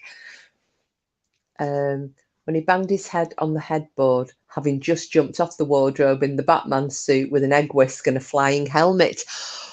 Well, if he's been giving his secrets away, Mirror Man, I'm neither going to confirm nor deny that one. I may incriminate myself or him even. Don't wish to do that. But it was quite funny, and I'm really bad because I do laugh at people when they hurt themselves as well. So if you're not farting and making me laugh, you're hurting yourself and making me laugh. It's just a strange sense of humour that I have.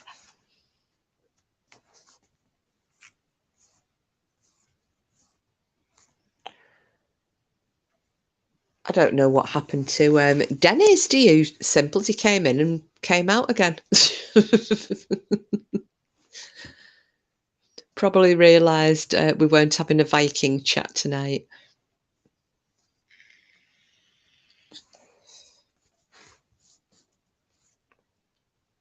Because I think as well, Mirrorman has not had his Sword Dane title taken away from him yet. Because Dennis held it at first, and then we gave it to Mirrorman for coming out with the funniest description of an arsehole. So I think that's going to have to be rectified in the next week or so.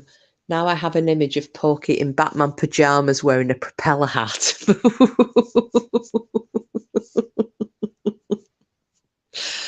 Do you know what, Lady Witch? I don't know if he either has Batman pajamas or a propeller hat.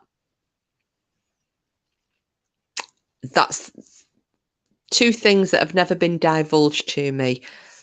So again, I cannot say he doesn't. It's just I've never seen them.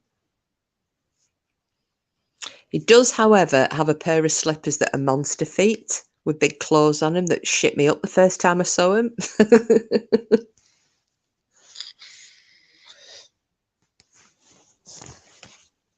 Ooh.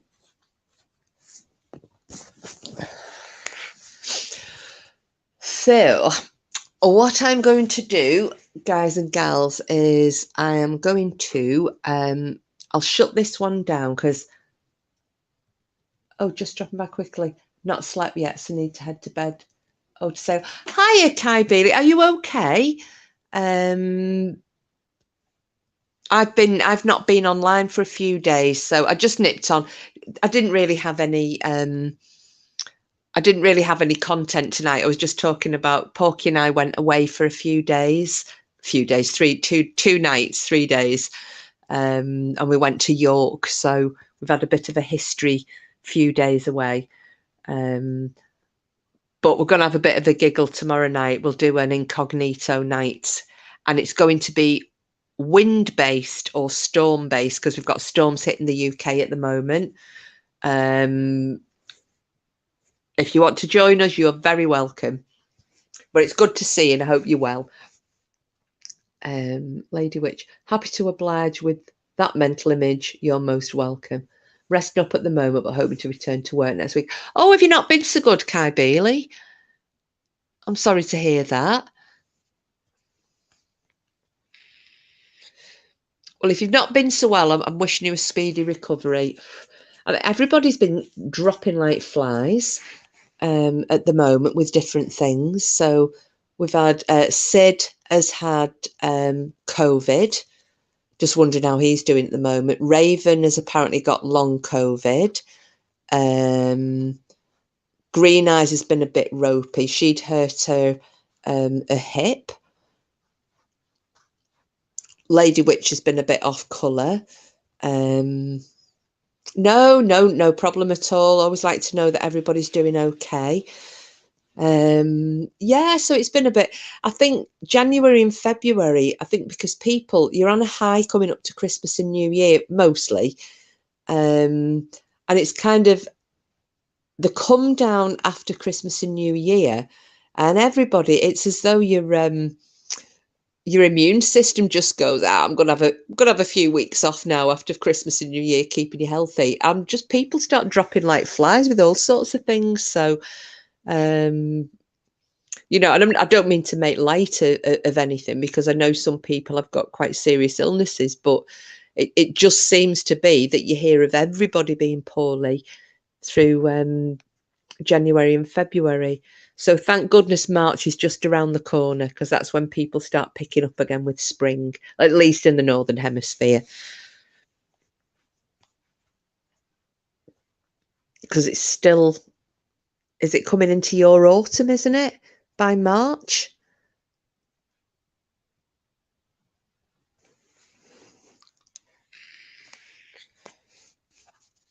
I always get it mixed up with the seasons down in Australia.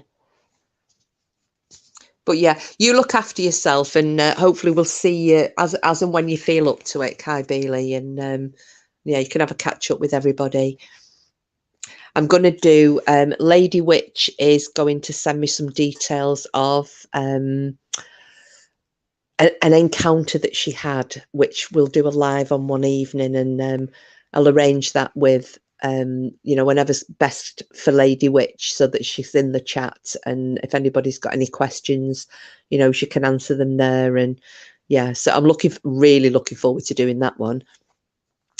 And Porky's got some footage from our little break, so hopefully something will be done with that shortly or very soon, and then that will be going up on his channel. I'll do a bit of promo on mine, but that's his little baby. So yeah, that's what's coming. So I was going to say, for having nothing to talk about, I've managed to talk for 3 hours and 20 minutes near enough. Oh, thank you. I hope everyone in the UK stays safe with the weather issues. Take care. Yeah, you too. I think everybody's battening down the hatches here for tomorrow. I think tomorrow's going to be the worst one. So yeah, people are being told to stay indoors if they can.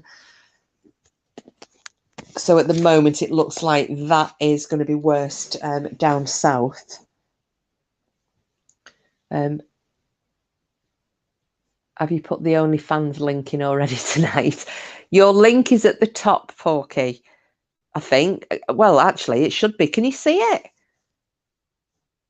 Let me know if it's still there, because before I started my live, I tried to pin the link to your channel at the top. But when I'm on StreamYard, I can't see. So I don't know if it's still there or not.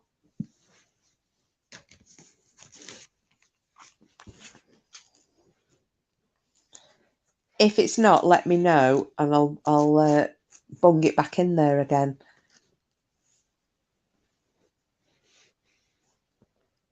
Oh yeah, it's still there. Okay, brilliant. All right, see you later, Kai Bailey. Take care, love. Oh, thanks, Mirrorman. Yeah, it's really bad when you're on StreamYard, because you can't see. Like, one, I can't see if people have already hit these bots that are coming in, and I can't see when I always try to remember to pin Porky's link at the top, but I can't see. So, bit of a nightmare. Just wondering how he's doing with subs. I'm going to have a little look. Have a nosy before I close this one down.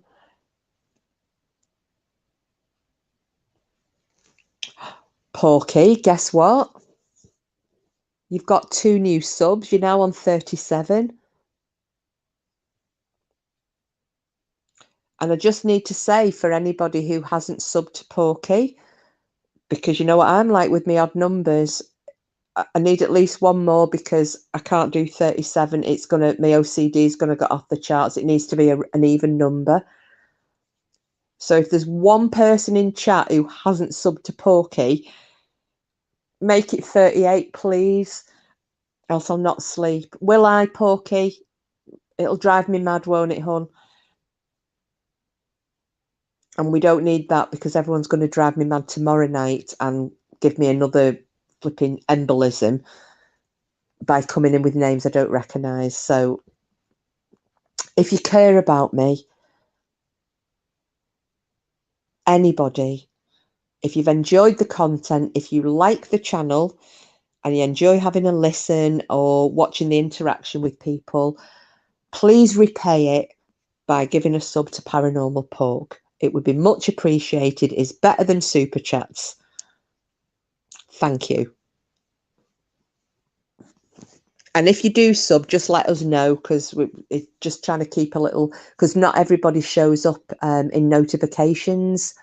I don't know why, and I don't get them either. I don't know who's subbed to me or not. So if people have subbed and I haven't subbed you back, just give me a nudge. Just tell me that you've subbed to me, and I'll give you a sub back, whether you've got any content or not. I don't mind. And it's the same with Porky, you know, because he likes to at least thank people if you've subbed to him. So yeah, that's all I ask as payment. If anybody can sub to Porky who hasn't, that would be great. Especially if you're going to come in tomorrow and have a bit of a giggle with our incognito night. That would be much appreciated. Right, so I am going to shut this down, because I just really wanted to come on and say hello to everybody, see how yous all are, let you know where it was that we'd been, because I know a few people wanted to know, and I'll give you a proper rundown maybe next week as to, you know, the different things that we did, what we did on our little break. Right, so on that note, I am going to shut it down, bugger off, go to bed, and hopefully see you guys for an incognito night tomorrow. I will put a reminder up, let you know the topic, and which is going to be storms. Hint, hint, nudge, nudge, wink, wink, say no more. Wind, and all associated things. So start thinking your names up, and we'll have a bit of a giggle until I obviously lose my sense of humour, because nobody will tell me who they are. Right, guys and gals, so much love. Thank you to whoever it is that's subbed to me, Porky. Really appreciate it. Thank you for listening to me waffling on. I'm very tired, as you could probably tell, but I just wanted to see it all. So, on that note, I shall hopefully catch you all tomorrow. Take care. Anyone in the UK, please be careful tomorrow with these storms. Don't go out if you, unless you absolutely have to. And I'll see you tomorrow night. And on that note, as always, see you on the bright side.